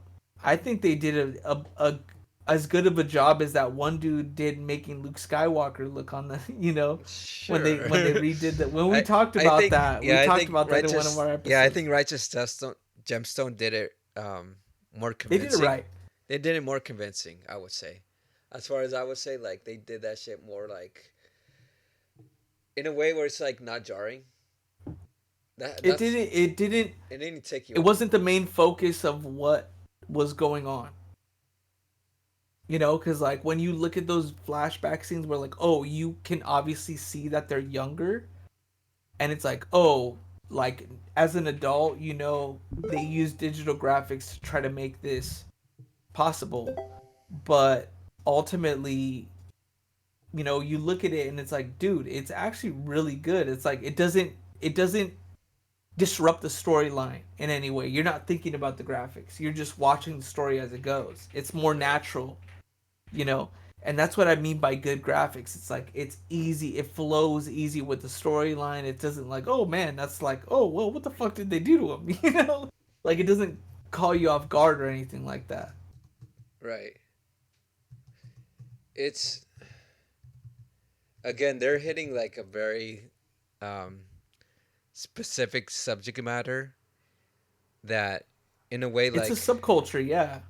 it's just like something that's just very like we've seen it like we're very familiar with what these mega churches do, and then it's like, oh yeah, they make multi-million dollar like revenue just like just to like preach a bunch of people in a big auditorium type of stuff and shit like that. And a lot of people say like, oh well, they're taking advantage for the sake of making a profit, the profit making off a profit in a way. um but I mean that shit's just like everyone just has like their own thoughts on religion, and there's obviously the criticism behind it, like, oh, like it was so fucking godly or goalie, like where you making all this money and not really making a matter into the world. And like I talked to some people that have been in mega churches, and they say the way they justify is like all the things that they have now, all the money's going into the music, all the money's going into certain things to make a um better form out of this, and this is just like, I don't know, like it's just pushing things into like a very satirical version of what they expect these people to be. Right. And it's like not full on bad. There's some good in it. Like there's some morality to these people, but certain these John people is just Goodman. like that. Yeah, John Goodman. John Goodman. There's a He needs reason to why the win same. some awards, man. I want to He see already my has. boy win some awards. Some more awards. He needs all the awards, man. For sure. He's never won an Oscar. Yeah, that's actually true. If anything. Um. That's BS. Stuff. I like collaborating with people, like you were saying, those All right, I'm problems that watching. come up, solving that stuff, that feeling of accomplishment when you do sort of dodge a bullet. Like that's the excitement and the fun for me. Were there real life pastors that you used to that you sent your gemstone pastors like John Goodman and Baby Billy? Do you send them? Like, did you have them reflect on guys, or did you go watch? Did you get some front row tickets to some Osteen, or what were you doing? You know what? Oh, A dang. lot of it was just like watching videos and stuff, and then actually kind of went around and I did it. I interviewed a few different pastors just before I told them what I was making a show about, and just for my own ideas, That's my own bold. insight. Yeah, that and really is people were bold. responsive. They talked to me. My aunt, she actually sadly passed away just a few weeks ago, but she was a minister. So I talked to her a lot about the church, and Really, what kind of church did she minister at? I think it was. I feel like she was it was in Atlanta, and it wasn't a mega church, but it was one of those sort of these, churches that can pop up in shopping centers and not look like your typical church. And she kind of moved into counseling after that as well. And but you know, I grew up in a household that was Moved pretty into religious. My counseling mom after was that. she That's did like wild. puppet ministry when I was a child. It is. She would like do the children's sermons and stuff like that. Oh, really? Meaning that she Yeah. was, And do like, they on hide behind someone something, to do that? right? Is do Oh, out yeah. front? It's like a little. We had this like PVC pipe frame with felt over it. Yeah. And then they'd hide behind there, and my mom had like boxes. weird. of It's It's a a whole part, so show. she would, It's a whole drum show up they're these doing. little scripts, and you know, kind And of. mostly Bible characters? No, well, sometimes there would be, but sometimes they would just be these characters, and they would have to learn Bible lessons. You know. Dude. It's like characters like suddenly Paul Revere's in one of the scenes. or Yes, something. exactly. But it was. I just want to say you know, so earlier I in, grew up in with this all that stuff. So, yeah, this video, is like exactly- they that's the talk kind of shit about we do how right there. Theo That was it. Vaughn, Oh, this is great. they think that he was one of the characters inside of Gemstones. Yeah, Like, he looks like seriously. he looks like He looks like Keith. he looks like Keith. I never made that connection, and then I just seen it. I was like, dude, he does look like Keith. That's fucking He does crazy. look like he's got the same haircut and everything. Yeah, and I was just like, damn, that fucking twang and everything. That's crazy. Dude, he's just like all these characters are just like interesting in that way, you know. Are we done with this video or do you want to watch the rest? Or No, what? just, what does he say? Why he ended it? I didn't catch why he said he ended Let's see it. if he does. Yep. And is the way. Oh my God, yeah. Yeah. And the guy on the right, obviously. Yeah, he's learning stuff. He's learning about he's I seen this he's episode. singing a song and it's about like, sinkhole baby, you know, and about how Jesus raised him up out of the sinkhole, made him into a little raisin. Oh, that's cool, man. Yeah, I'm trying to think if we had any puppet no, what did we have? We had a guy who was missing one finger. Puppeting's a lot of shoulder work. People don't think about that. Got to Yeah, have it a lot is. of upper body strength. Yeah. You're a fucking that's the French bulldog of You stay like that. the drama region. Yeah, you're really building those shoulders. He never said why he like that video Reporter, was and they asked me what it was titled like to "Why work with He Theo Ended Von. Did they? Gemstones." Yeah, and I was like, that's not Theo Vaughn. There he goes. Oh, I've had people come up to me and think I'm in the Gemstones 20 times. I'll play along with it. This dude's so awesome, man. Tony's one of the greats. I pump an iron. No, this is together. funny. Just getting Li- strong, like spotting each right other. after that, Yeah. I think they actually How show a do you know video when a where show they is like done AI'd like his this? face. That's the last. Well, it's nice of you Fucking- to say that. And He's like, no wonder. No You guys wonder had they that think it's similar me. vibe, I think. I Look, actually, watch honestly, this. when the first season came out, I remember I met with the reporter and they asked me what it was like to work with Theo Vaughn. did they? Yeah, and I was like, that's not Theo Vaughn. How much more Weird. Rick Door with this? I mean, I've been really lucky with HBO that they've always been real supportive of the stuff I want to do, and they're awesome partners to have in this. And man, I think That's it kind of just crazy, came man. as we started All right, writing the all right, I think season. we're To done me, with it just felt like it. I felt like when I was starting to write it, like everything I was kind of gravitating towards was like about closure and sort of wrapping up these characters like longer stories. And so I kind of kept myself open while we were shooting, like in case I got any other ideas of like maybe Leave I'd come back activity. and do another one. But as we kind of shot more and more, it felt like it was the end. It felt like it. Yeah. And I don't know. TV. yeah, we got our answer right there. He just wanted to find a closure for those characters. Yeah, but I mean, to me, it seemed rushed. You did. It seemed rushed. It seemed like they the were last just- season seemed a little rushed. Okay, I'll give my overall thoughts on it.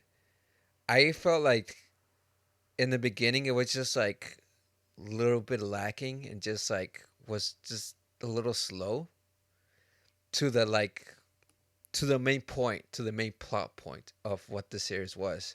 Cuz they made a whole episode about like, you know, the gemstone that was like from the Civil War Bradley era. Cooper. Bradley Cooper, which The I really liked the that first cast. episode. I really of liked it. this Yeah. season. It was like a little short film of just like, you know, Yeah. the first gemstone, or I guess one of the first gemstones I would say.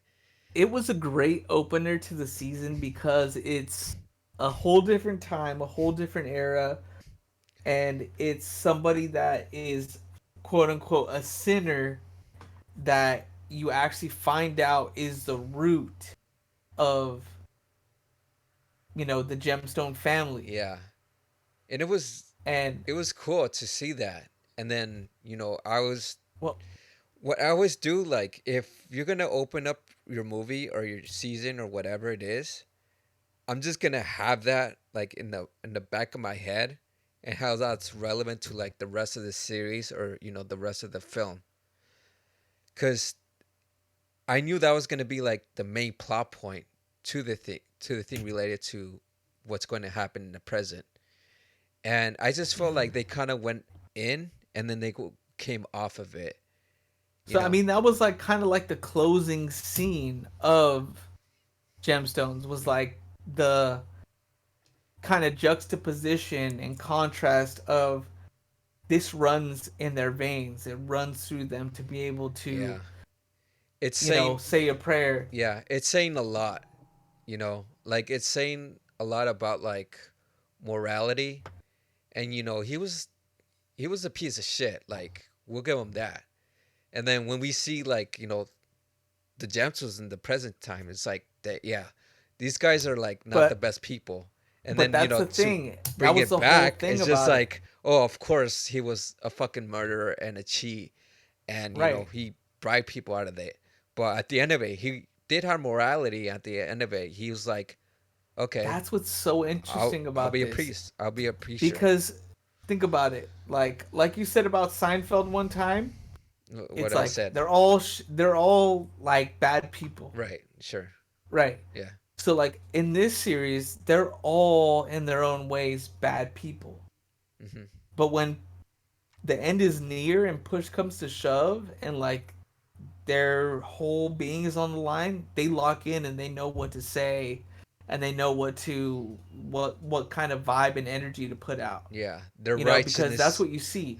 Their They're righteous righteousness kicks in in. their gemstones. Their righteousness kicks in. And that's what I'm talking about. Is like that's what whole like Bradley Cooper's character was about. Is he's talking about, like he's a piece of shit character. He goes into it and then when it comes to, oh, I was just wondering if you could say my last prayers or something. Like he ends up just locking in and just like really giving him like a wholehearted prayer and just being with the guy and like in that genuine moment can you say, yes, this person's done all this bad stuff, but in that one moment you see the humanity in them, you see that how human they are and how willing they are to help. Right. And it's like, can you see a bad person in that type of character that's willing to stand by and sit by a character, bless you, that was I was gonna say literally that. Can you tell her bless you? that is that's willing to do that, because that's a character within himself. Because you think about, you're a bad dude, are you really gonna stop whatever you're doing to go and pray for somebody?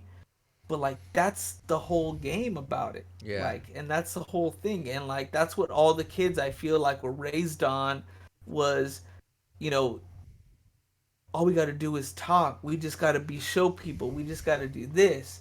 But in that last moment, it was actually asked upon them to be the core foundation of what their great great granddaddy, probably did before them. Right. And it's in their blood to just be in there for that moment and be genuine and be humans and be gemstones about the situation. Right. You know, Yeah. a But dime a dozen. yeah, exactly. And th- these characters have flaws, and like characters do have to have flaws. If they don't have flaws, then that character isn't interesting, and we don't really care about them.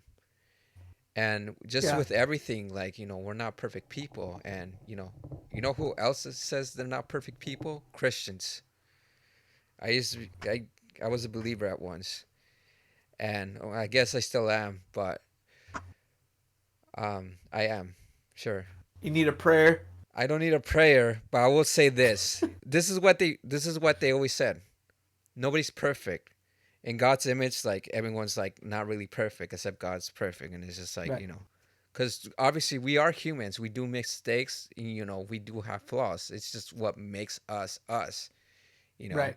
And even in like in certain moments, like people will react like selfishly, or in a way that's just like uh, doesn't look good on the public eye.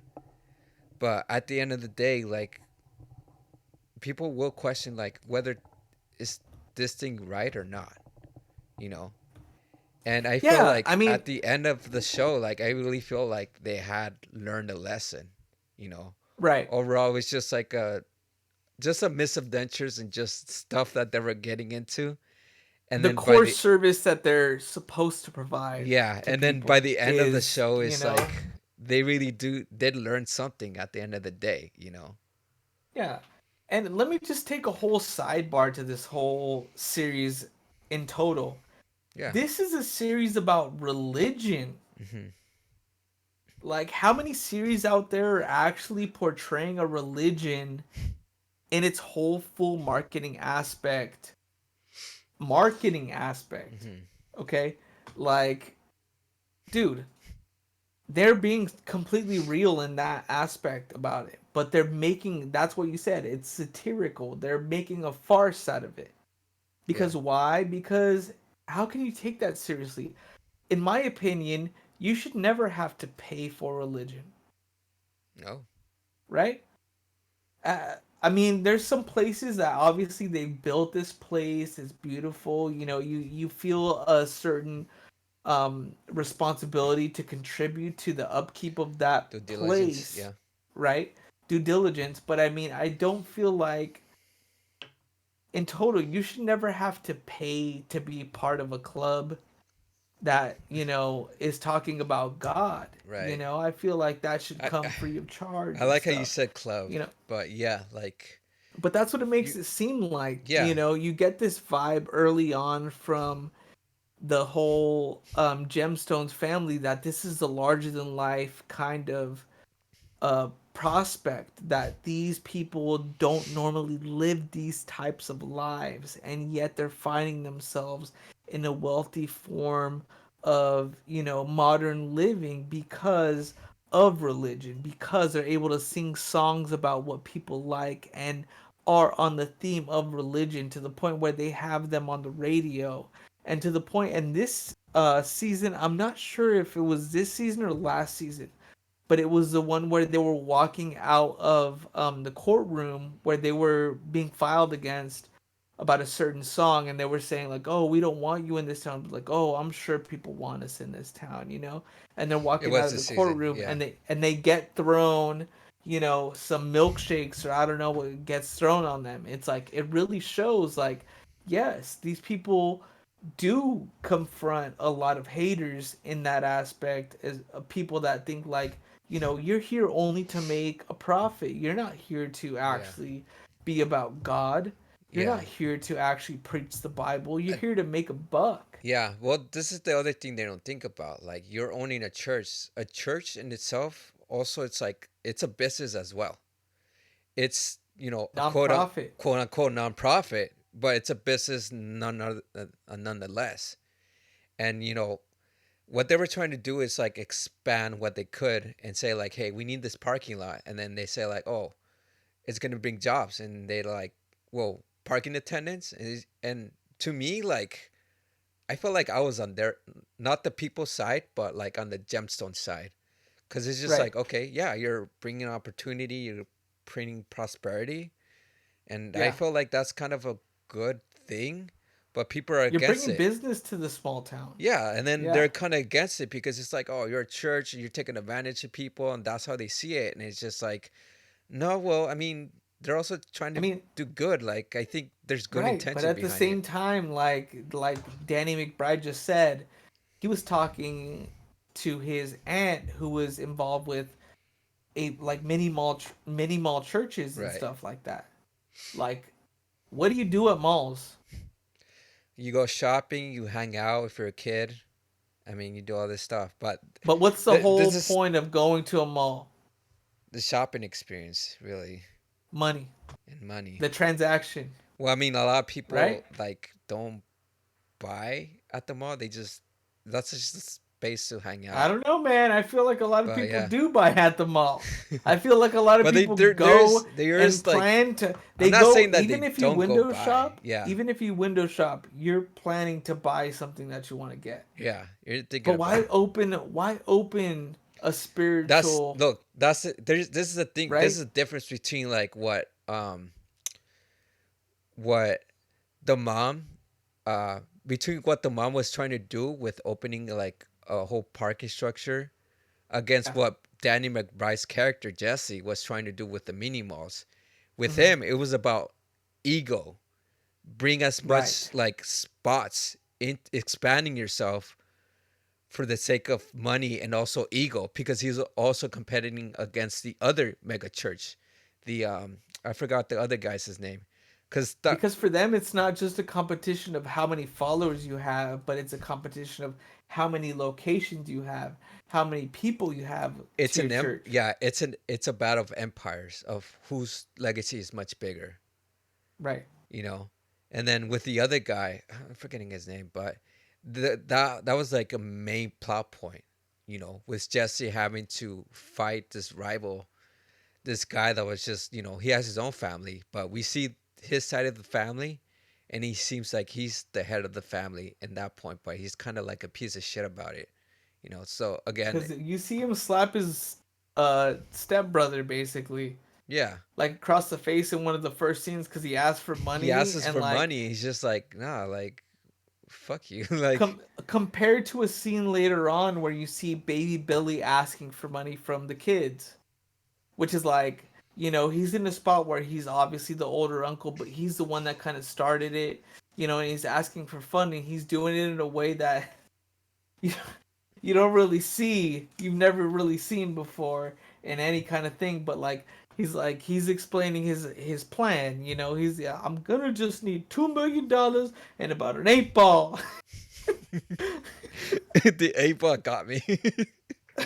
It's like, dude, that's the whole point of it, you know. But like he was like, oh, I gotta spend, like I gotta make sure my family's right. It's like that whole tie of you had in this season, the whole tie of, you know, work over family as well, Yeah, and that's right? a big Like lesson. how far are you willing to go? Yeah, that's a big lesson that he learned, you know, the arc Yeah. of, you know, baby Billy, which I thought it was like, I thought it was okay. But I mean, like, I get it, but it was like, I felt like that close was like okay at the end of it. Because as soon as he, like, you know, he put himself as like Jesus, and, you know, he was like, oh, I'm going to go up and I feel like I across. want to watch Teen Just. Like I want to watch that series. Bro, I feel like it's one of those things that I just like, it's cringe, Like but it's like internet cringe. You get a clip of it HBO, exactly. and you put it like HBO on could TikTok. totally put that on YouTube Dude, and make a ton of money, bro. Bro. Like they could put like literally 5 episodes of Teen just online and just watch what happens, bro. Like it would be crazy. They don't even realize that. Right. I don't think like the marketing people aren't even thinking about that, but you know that's why you should hire me. Wait, did you? Anyways, I think you mentioned that there was like a interview as like baby Billy in character being yes, interviewed. I put it in the notes. Yeah, Go yeah. ahead and you Let- want you yeah. want to put that in? Go ahead and let's start the activity. Let's see. Okay. Hold on. Let me We're gonna pause have real to quick. skip.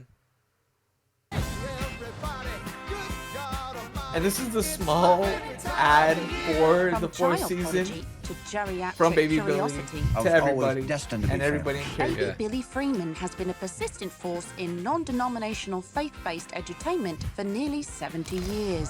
Through success, I love me some Baby Billy. obscurity, I want to heal as many people as the dear Lord will let me. With the I don't think any of waterfall us in the could have foreseen background. what he's Right. built and what he's done. and finally, What he resurrection. built, what he done.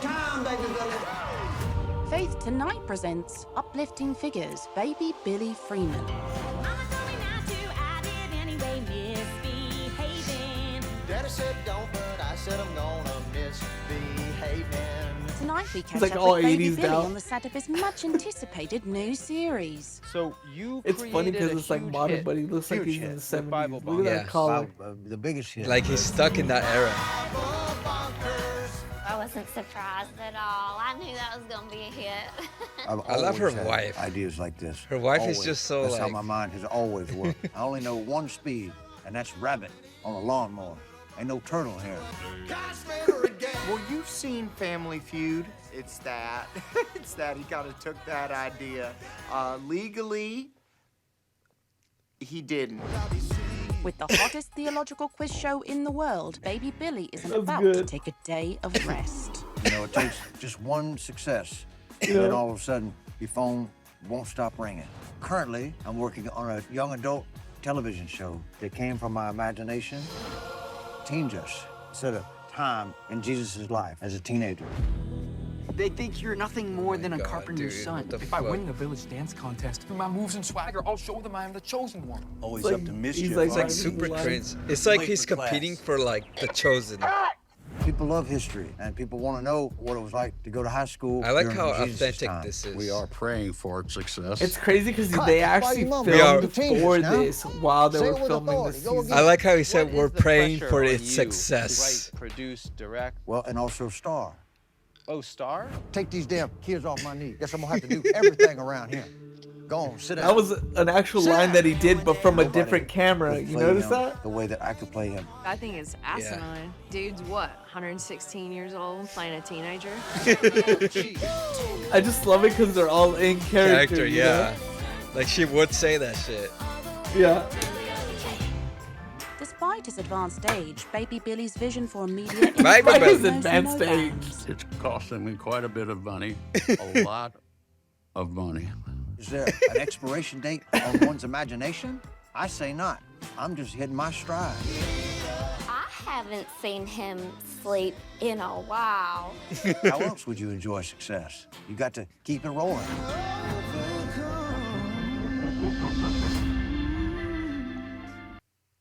Fuck. But I think with going off that, I think we should get into top twos. Definitely, man. All right. Manny, what do you got? All right, so mine would have to be the Baby Billy scene. Obviously, like just like Disney Plus, we can't really get into it. You know, I mean, kind of did, but yeah, sure. we can't show it like that. But basically, it was one of the scenes of Baby Billy just being Baby Billy in the director's chair, and like he owns his own like directing like hut, where it says directors only, and like you The can Baby tell like Village, he's yeah. back there just like Yeah. doing a little bit of extras, like just going crazy, you know, and it's just crazy because it's like the whole scene is just like he's the one in charge and he's the craziest one there. And it's like, why do you even trust this guy on set with a bunch of people? And he ends up just taking on everything, you know? Well, I mean, the way I see it, like, especially coming off the experience of directing, like, you're bringing people opportunities. So it's like, it doesn't matter what you're making. People are willing to, like, work for it. And it doesn't matter if it's, like, you know, a piece of shit or something that's, like, there's something here. But obviously, like, with this one, when... Like you do see like in one episode when they're kind of questioning certain things about what he was doing, but they were just like going along with it, you know. But with him, it's just like interesting because like just the name itself, Tinges, is like a very cocaine inspired title because it doesn't make sense like at all, and it's just like very like if you just really it's about Teen Jesus, and then you just like, you know, cut it. It's like so backward ass like title that you're just like, bro, that's a very Hollywood thing to like, you know, make a satire on that shit. It's just like, you know, again, I'm kind of curious what the fuck is this movie about, or you know, like they could make a whole market about this. Yeah, and that's the whole thing. They did make a market about it. You know? Yeah, for the ads. For the trailer ads right before the show actually started. They did, but you could tell like they actually put the work into like, okay, we need shots for the ad of this season from different perspectives on the set when you guys are filming this. We need to like shoot for the ads. Which was like they forethought all of that, which is awesome. Yeah, I really like it. Yeah. That's actually pretty good, if anything. Are you good with that scene, or? Okay, for sure. If anything, I would say my first scene Because it's very pinnacle with what's been going on with this final season was in the episode when there were kids. Um, there's that scene where like we kind of get a glimpse of it when like Kelvin was having nightmares of him like going under the bed, and then when we actually seen the whole scene played out in that one episode, um, that scene when he was like hiding underneath that um, underneath the bed, it really said a lot of things about Kelvin. Not only that, but also like a big plot point in like the whole season carrying over. Because he was obviously a kid, and you got to see like, yeah, Kelvin was a sassy kid, and he was like very like a smart ass about certain things. But when you actually see him very vulnerable, like you actually still feel for him, and you're just like, okay, like obviously he has vulnerabilities, and then we actually see him Him being overcome the vulnerable. vulnerability. Yeah, being vulnerable at a time where he was getting beat by like um that little competition that he was doing, because the Yeah. religious Jesus man, I forgot what it was called. That was a top top religious following man, Yeah. top Christian following man, or top something like that. top believing Jesus man, yeah, something Yeah. like that along the lines. So he was like, very confident, very sassy about it, and when he actually they put him down for a moment. It's He top was just Christ following man. yeah. When he got like outs like not beaten, but basically talked down by the other guy. Well, he was questioned He upon was because he was questioning them. he's but Well, that's the right whole thing after, about yeah, it. like right after that, like he just like got very vulnerable, and then he even called himself like, yeah, like I'm a coward, like I'm afraid of it, and I think he just went back to that child self of himself, that self child of himself, that child of himself, back when he was like hiding under the Under bed. the under the bed. Yeah, That's a good perspective. I never thought about it yeah, like that. because I mean, like you The said, like treehouse everything's was like under the bed. yeah, like obviously this is like there's reasons why they put certain things to make connections. Like obviously, Right. we already Yeah. pointed out certain things, and with this one, like I really needed to think about this one specifically because I needed to like make sure like, yeah, this is what they were intended to be. Because at the end of the day, he is a sassy mouse, but he kind of is like a little bit of a fraidy cat when push comes to shove, even to the point where like at the end of the episode, at the end of the season, the last episode, he wasn't hiding under the bed. He was hiding under like the the window shades and stuff. And then he just said like, okay, at one point he was gonna make his attack, and then obviously that didn't work. But he knew like, yeah, he needed to hide, but he's not gonna hide forever. And he wanted to Yeah. confront that. And part of that confidence that he got right after he won the top falling, Christ following man. yeah, he said like he got that confidence back, and he also had like that bravery back as well. And he's like, okay, Took I'm hiding ownership over his take ownership trauma. of that, took ownership of that, of repeating that trauma and doing something different about it. But it came out like Fighting back. Yeah. yeah, he actually got shot, and and it's like just the layers on that itself. It's just funny because it was Sean William Scott's his character's dad was the one that scared him off when he was a child, and then when it repeated itself again at the final episode where he was trying to hide from Sean William Scott's character, he was just like, oh, it's happening again, it's doing the same thing Yeah. again. And then when he came He's out in of a it, he's in a situation now where it's repeating, kind of like. but it's a different how- yeah, but he's yeah. a different person now, and it's He's just older. like, He's more confident. He's a top Christ following man. He's not in a place where he's going to hide under the bed, but he's coming out and he's doing something about his life, and he's coming out. He's in that taking aspect, charge but- as a leader. Yeah. How a Christ-like figure would do it. I mean, like, we're really getting in depth with it, but at the end of it, this is it. They all got shot. That was funny. That's funny. That's comedy right there. Like, they all got shot. They're all belly flopping on the floor. But this is the thing.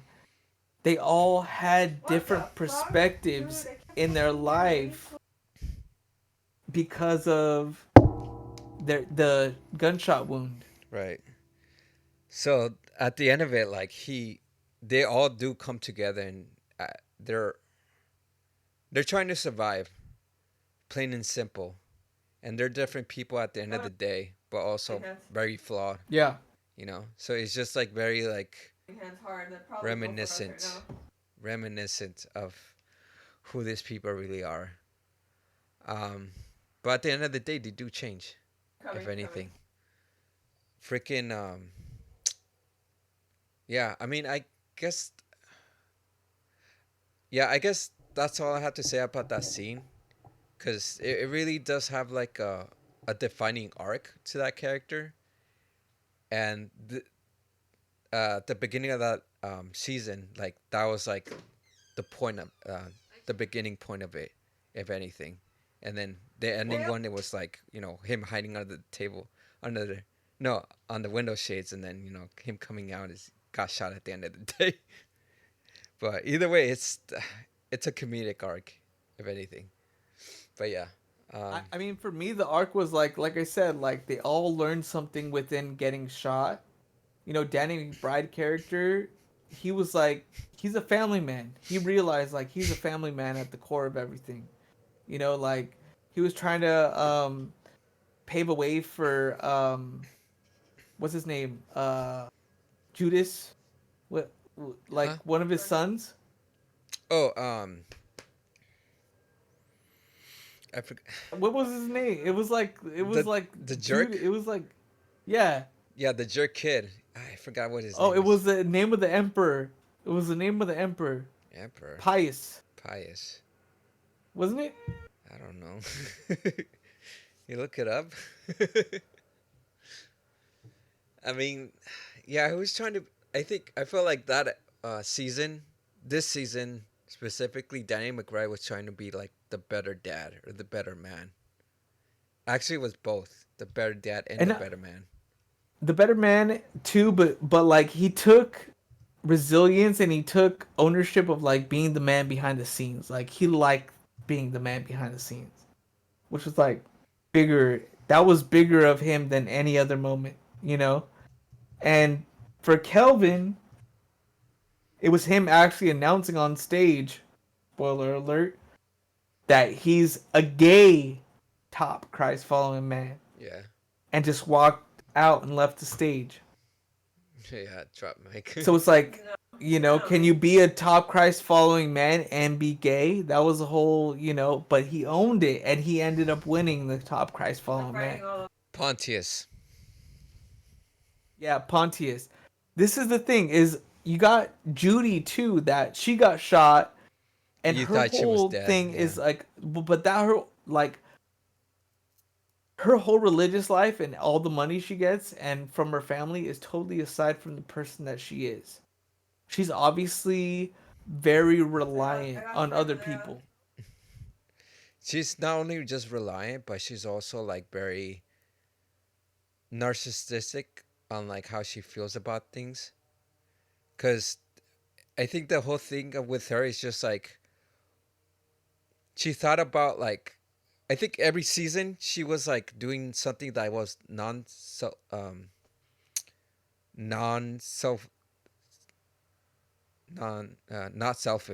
at all. That's what I was trying to say. Sorry. Not selfish at all.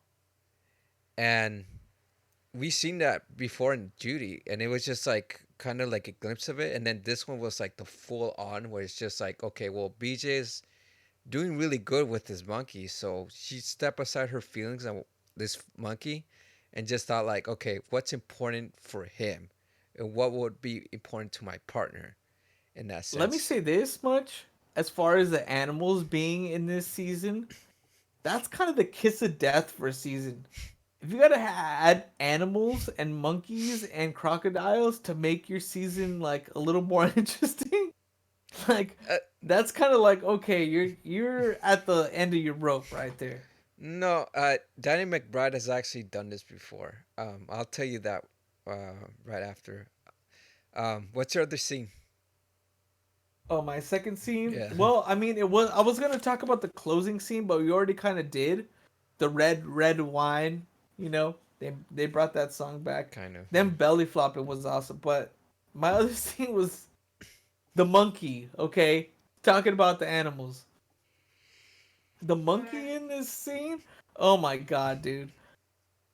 You gotta consider we haven't really seen a monkey on television like that since Malcolm in the Middle. Sure. Like, remember when Hal got a monkey?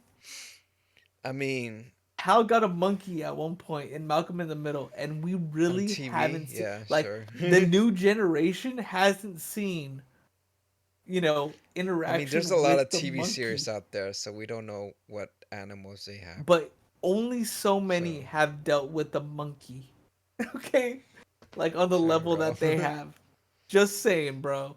Like, it was cool to bring the monkey back. But on top of that, they step it up. They're like, not only are we going to bring the monkey back, but we're going to have him masturbate during lunch, Sunday dinner, Because that's what monkeys whatever do. they were doing. And they were like trying to originally get him to smoke a cigarette, but it turned into him just like jerking it at the kitchen table. No, he actually did smoke, and then after that, he just went off, and then he just started masturbating. It's actually two shots. It's not in the same shot. He took a puff and then just went off to the side and started jacking it. I mean, that comes natural because, like, if you ever got to the zoo, there's a good chance you're gonna see a fucking monkey masturbate. He said if you ever gone to the zoo. Bro, you ever seen those fucking videos? Like, there's random ass videos where families go into the zoo, and then there's a good chance like monkeys like masturbate like right there, like without any consent, and they have to explain their kids or say like, oh, kids like, oh shit, like turn them away from the fucking masturbating monkey, cause like nature is like so spontaneous, I would say. But yeah, that was a fun scene, bro. That was like, that was top tier fucking gold. What the funniest part to me was it wasn't the monkey jerking off. It was everybody's reaction to it.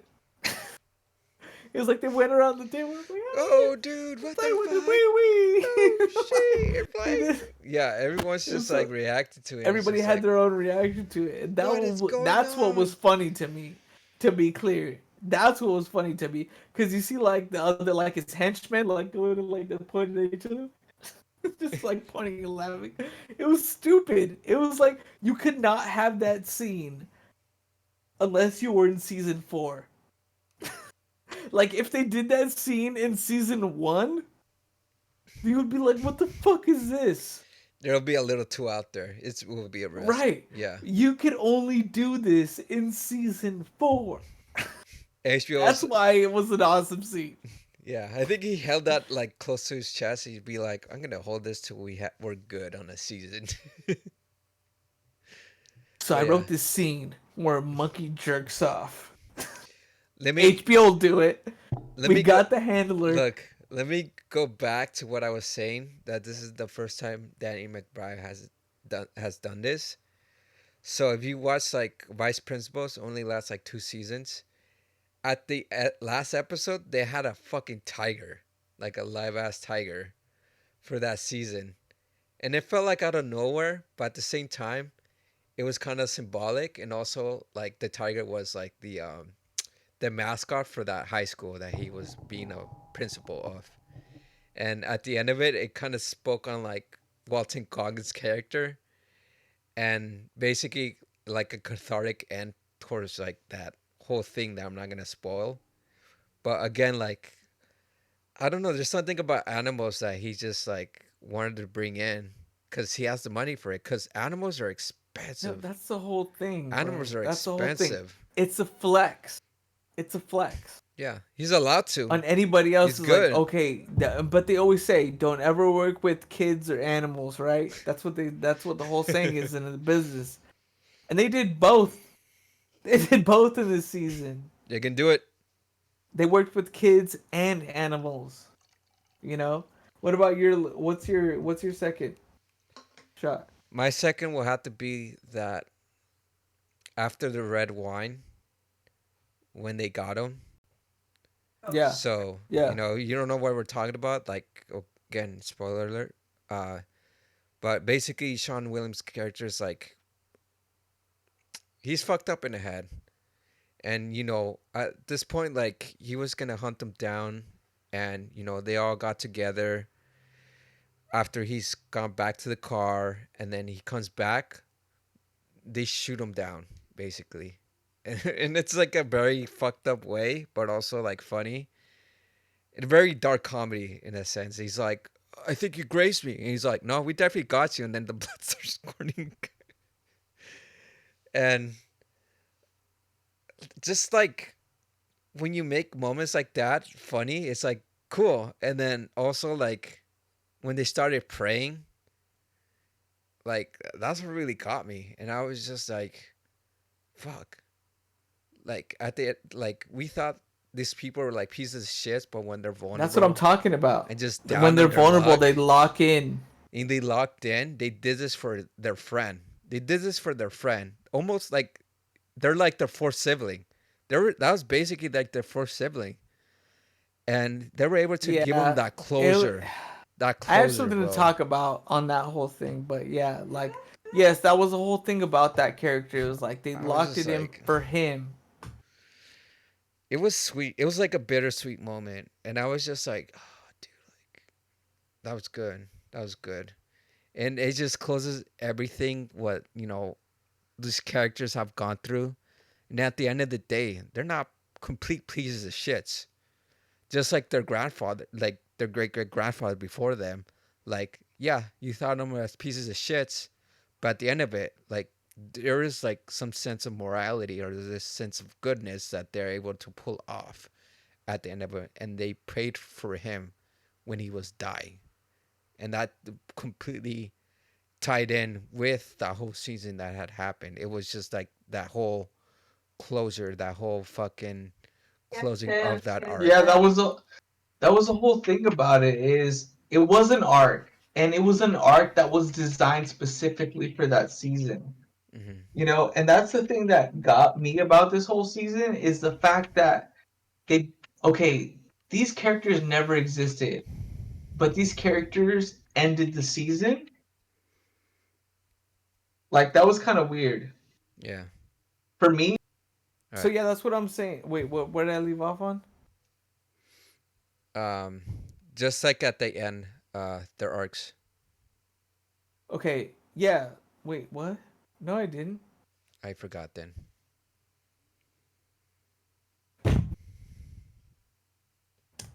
You had to change your audio, bro. I had to change my audio because of somebody. Go ahead. Okay, so yeah, so this was my thing about it is like, for me, they added the characters into this season to end it. Those characters never existed before. Yeah. They basically came in and they took on the whole show. They like ended the whole show. They were part of the whole season. And that's why for me, like it felt a little rushed. Like the season felt a little rushed. I wouldn't say rushed, but just like there were certain things that were like forced in here and there. But honestly, like it felt like they've been characters that were like in universe. Like they were just like in that world already.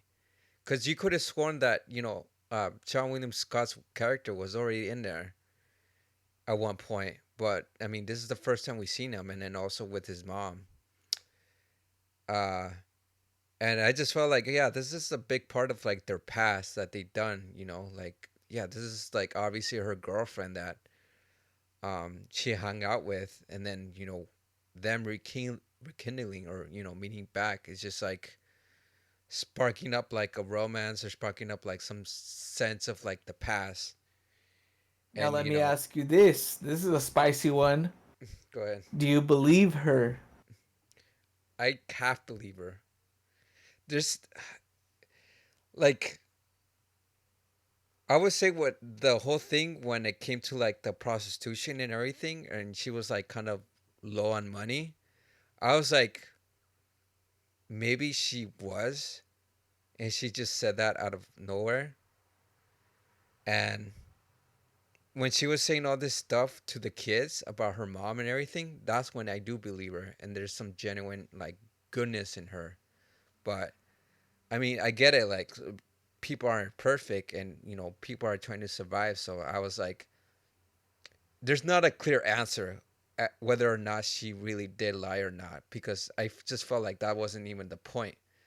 The point was is like there were Eli and her were like were trying to make a relationship out of it, despite all the flaw and all the bullshit that was going in between them. Like, yeah, like obviously they could have been good, and we did see them at the end of the season, like, yeah, shipping off into the sunset and having their happy ending despite all the bullshit that they have gone through.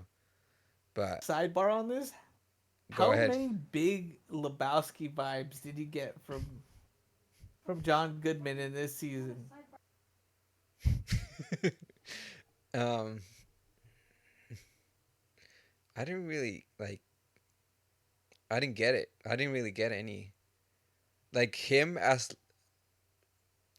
because obviously he was in Big Lebowski, but as him as the character as Walter, or John Goodman being like Big Lebowski himself. That's my question to you. He just was putting on Big Lebowski vibes. That's all I'm saying. I have no idea, bro. But you don't think he was putting on Big Lebowski vibes in the beginning of the season when he was smoking a big cigar, walking down the dock in his own yacht, like talking and like hooking up with a bunch of women? Like, dude, he was just putting on that vibe, Look, I will say this much: I did think about Big Lebowski, but not in this season. I thought about it like throughout the whole series. I think the only reason why there's many reasons to put John Goodman in this, but I think putting John Goodman on like a good stamp on him being a comedic actor was because of the Big Lebowski. So, like, whether you got the Big Lebowski vibe from him or not, and I didn't, like, good on you, because like, obviously, like, yeah, like, Big Lebowski was a big influence in this show one way or another. Like, I would say that much about it, if anything. But no, I did not get that. Just to answer you again. Why do you got that vibe? Well, I did. I got that vibe because it was just like he was carefree. He was just a dude. He had the long hair. He had the cigar in his mouth. He had the yacht. You see that? Like, that's what I'm talking about. Like, that's what I'm talking about as far as Big Lebowski. Yeah, sure. He was putting it off. Yeah, sure. You can make that extension, if anything, but I wasn't really thinking about it. But yeah, like he was. I thought it was hippie. cool, man. I thought it was cool. I thought it was cool too. Like that. You don't really see John Goodman in that type of, paradise, in that type of peace, and like you could tell, like at that moment, he just really locked it in. Like as far as being an actor in his prime. Dude, he's been in a lot of movies and a lot of different stuff and a lot of different series, but this series he was able to just like be comfortable, and like it was cool to just see him like. That's how I want to remember John Goodman. Yeah. When he was walking down that dock with that big cigar. Bro, I like how I like how he just like they introduced the fact that we don't really see the sexual side of him, because obviously he's like a preacher. But he seems to be like a big fan of like 69ing, to the point where like it made it to like the final episode and it says Doc 69. I was just like, God. Dude, I didn't even notice that. I didn't even notice that, bro. I didn't notice that. Yeah, it literally said like, Doc 69. We 69 for like 3 hours. Like, Bro, is she that said it too. amazing? She's all like, that final shot, she just went in and she's all like, oh, how did you find it? He's like, oh, I know your number. And then she looked at the 69 sign. I was just like, of course they're going to make that fucking point. I was like, Dude, that's so good. I never realized that. I yeah. thought she meant like I know your phone number. I never looked at the dock number. How do you know? I took it as the phone number. I think that was the double entendre on that. But yeah, sure. But yeah, that's my scene. Bittersweetness. Obviously, John Goodman had the happy ending because he's a good man at the end of it. That's your point at the end of the show is he's a good man. You're a piece of shit for that one, Serge. I'll tell you that. You're an idiot. Well, let's go on to a sip on this. What you got? All right. Wait, final thoughts on Gemstones real quick. Manny, focus. I would say final thoughts on Gemstones, man. I wish it was longer. I wish they would have made this a little bit longer, but obviously Danny McBride's got a lot more in the barrel. And he's gonna probably write some more stuff. They're starting to trust him a lot more, which is kind of wild. Yeah. You would never. You know think... what? Like watching this season, I completely forgot he made the Halloween films, the new ones. And I was like, yeah, he has a whole lot of power than you think he does. So he's got a lot of hold on. He's a Jew with power. Is he a Jew? Who knows if he's even? Who knows? Well, he said he's got a Christian aunt, so maybe he's Christian, but he's in the Jew world for sure. He's if he was able to do Halloween, that's got to say something. It does. I would say that watch this show, whether you have like your feelings about religion or Christianity in general. This is a satire, but a satire that has an arc that just like is very defining and very understanding, as opposed to like Christian movies. Because I feel like this could pass as a Christian movie if you could take it that way, because they do have like a lot of talk about God genuinely, and it's just like, well, I mean, at the end of it, they do learn a lesson. I think like through and through, like this is what Christian movies are lacking, like actual context, actual flawless things with flaws and stuff like that. But yeah.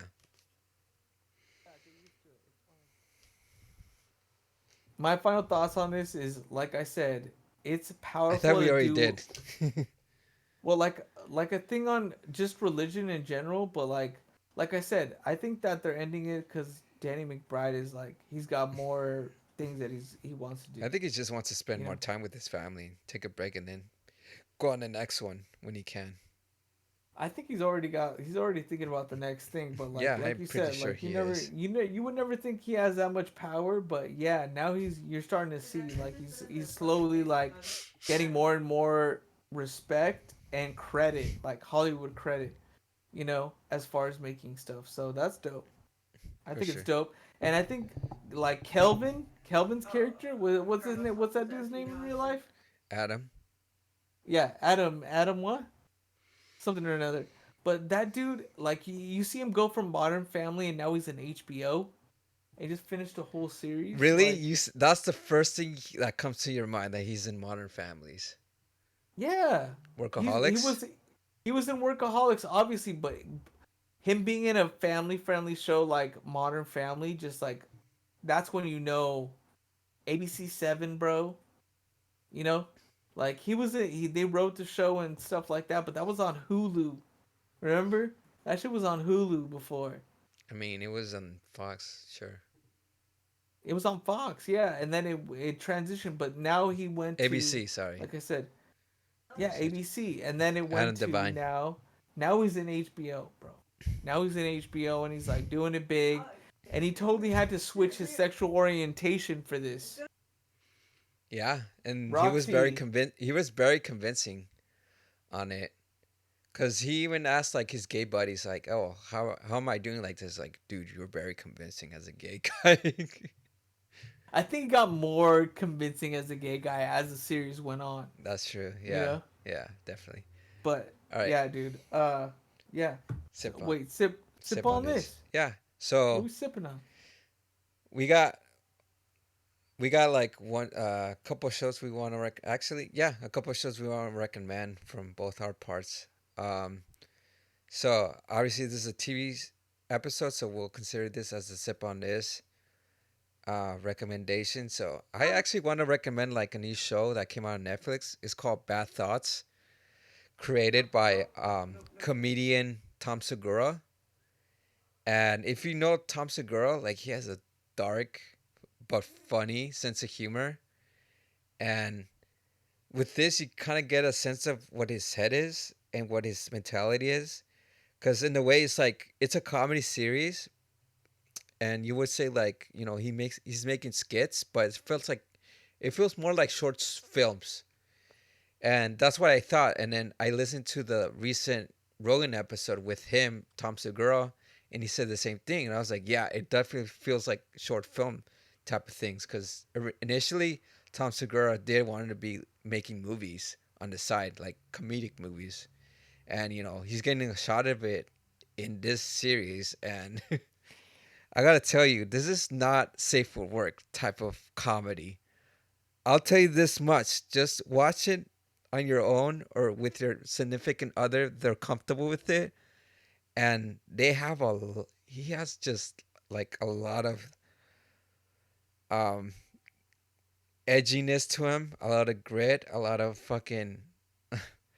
He's like, if I'm gonna put this comedy out, I better be getting paid hundreds of thousands for it. No, it's not just that. It's just his creativity being brought out to the forefront of it all. Because, like I said, he wanted to be a filmmaker before, and then this is a shot, and it's really good actually. Like the comedy, it's just like I have never seen this in Netflix. It's new. And then Netflix, they tend to greenlight a lot of things, but this is one where it's just like, yeah, you should question this greenlight, but also like I'm glad that it's out, because it's just like at one point, if you're watching this, yeah, just realize, look around you, and then just like think to yourself, what the fuck am I watching? And then you're just watching it, and you're just like, yeah. Yeah, no, it's funny because to me, my actual sip on this is actually Netflix series 2. Love, Death, and Robots is back. I don't think we've actually had an episode where we talk about Love, Death, and Robots. No, we never reviewed that, yeah. But I think after this season, we definitely should. I saw that they had like a marionette, kind of like Red Hot Chili Peppers concert, and it was like really cool, and I don't know, it looked really good. So I'm curious to see what more they have to offer. It's always something special with Love, Death, and Robots, and I'm cool to see what's going on next. For sure, if anything. All right, this is our show. We recommended like a couple of shows. Final thoughts on your beer? My beer? Yeah, it's all right. At the end of it, end of mine. Go ahead. Go ahead. Like at the end of it, like I don't know, like I just think like it's just like okay. Like I thought it was interesting in the beginning, but now it's just like I just want to sip on it, but also like I'm not like the other beer where it's refreshing, it's crisp, and I would just want to keep drinking on it. And this one, it just feels like okay.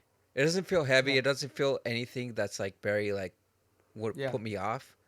But it's just like it doesn't get better. Like it's very stable for me, where it's at. Yeah, for me it's like, usually as you're sipping your beer, it warms up, And for me it's like that bitterness forefront that I was talking about earlier just came closer and closer and closer. You know what I'm talking about? So it's just like I got all bitterness towards the end of it, I got all bitterness, so that kind of sucked. because you would not want to drink this beer warm at all. Like the lemon shandy on ice, warm, it would probably still be good. But this one, like, nah, you can't drink this anywhere, anytime, warm. It's not happening. Yeah, that's why we should drink fast and then, do what we do.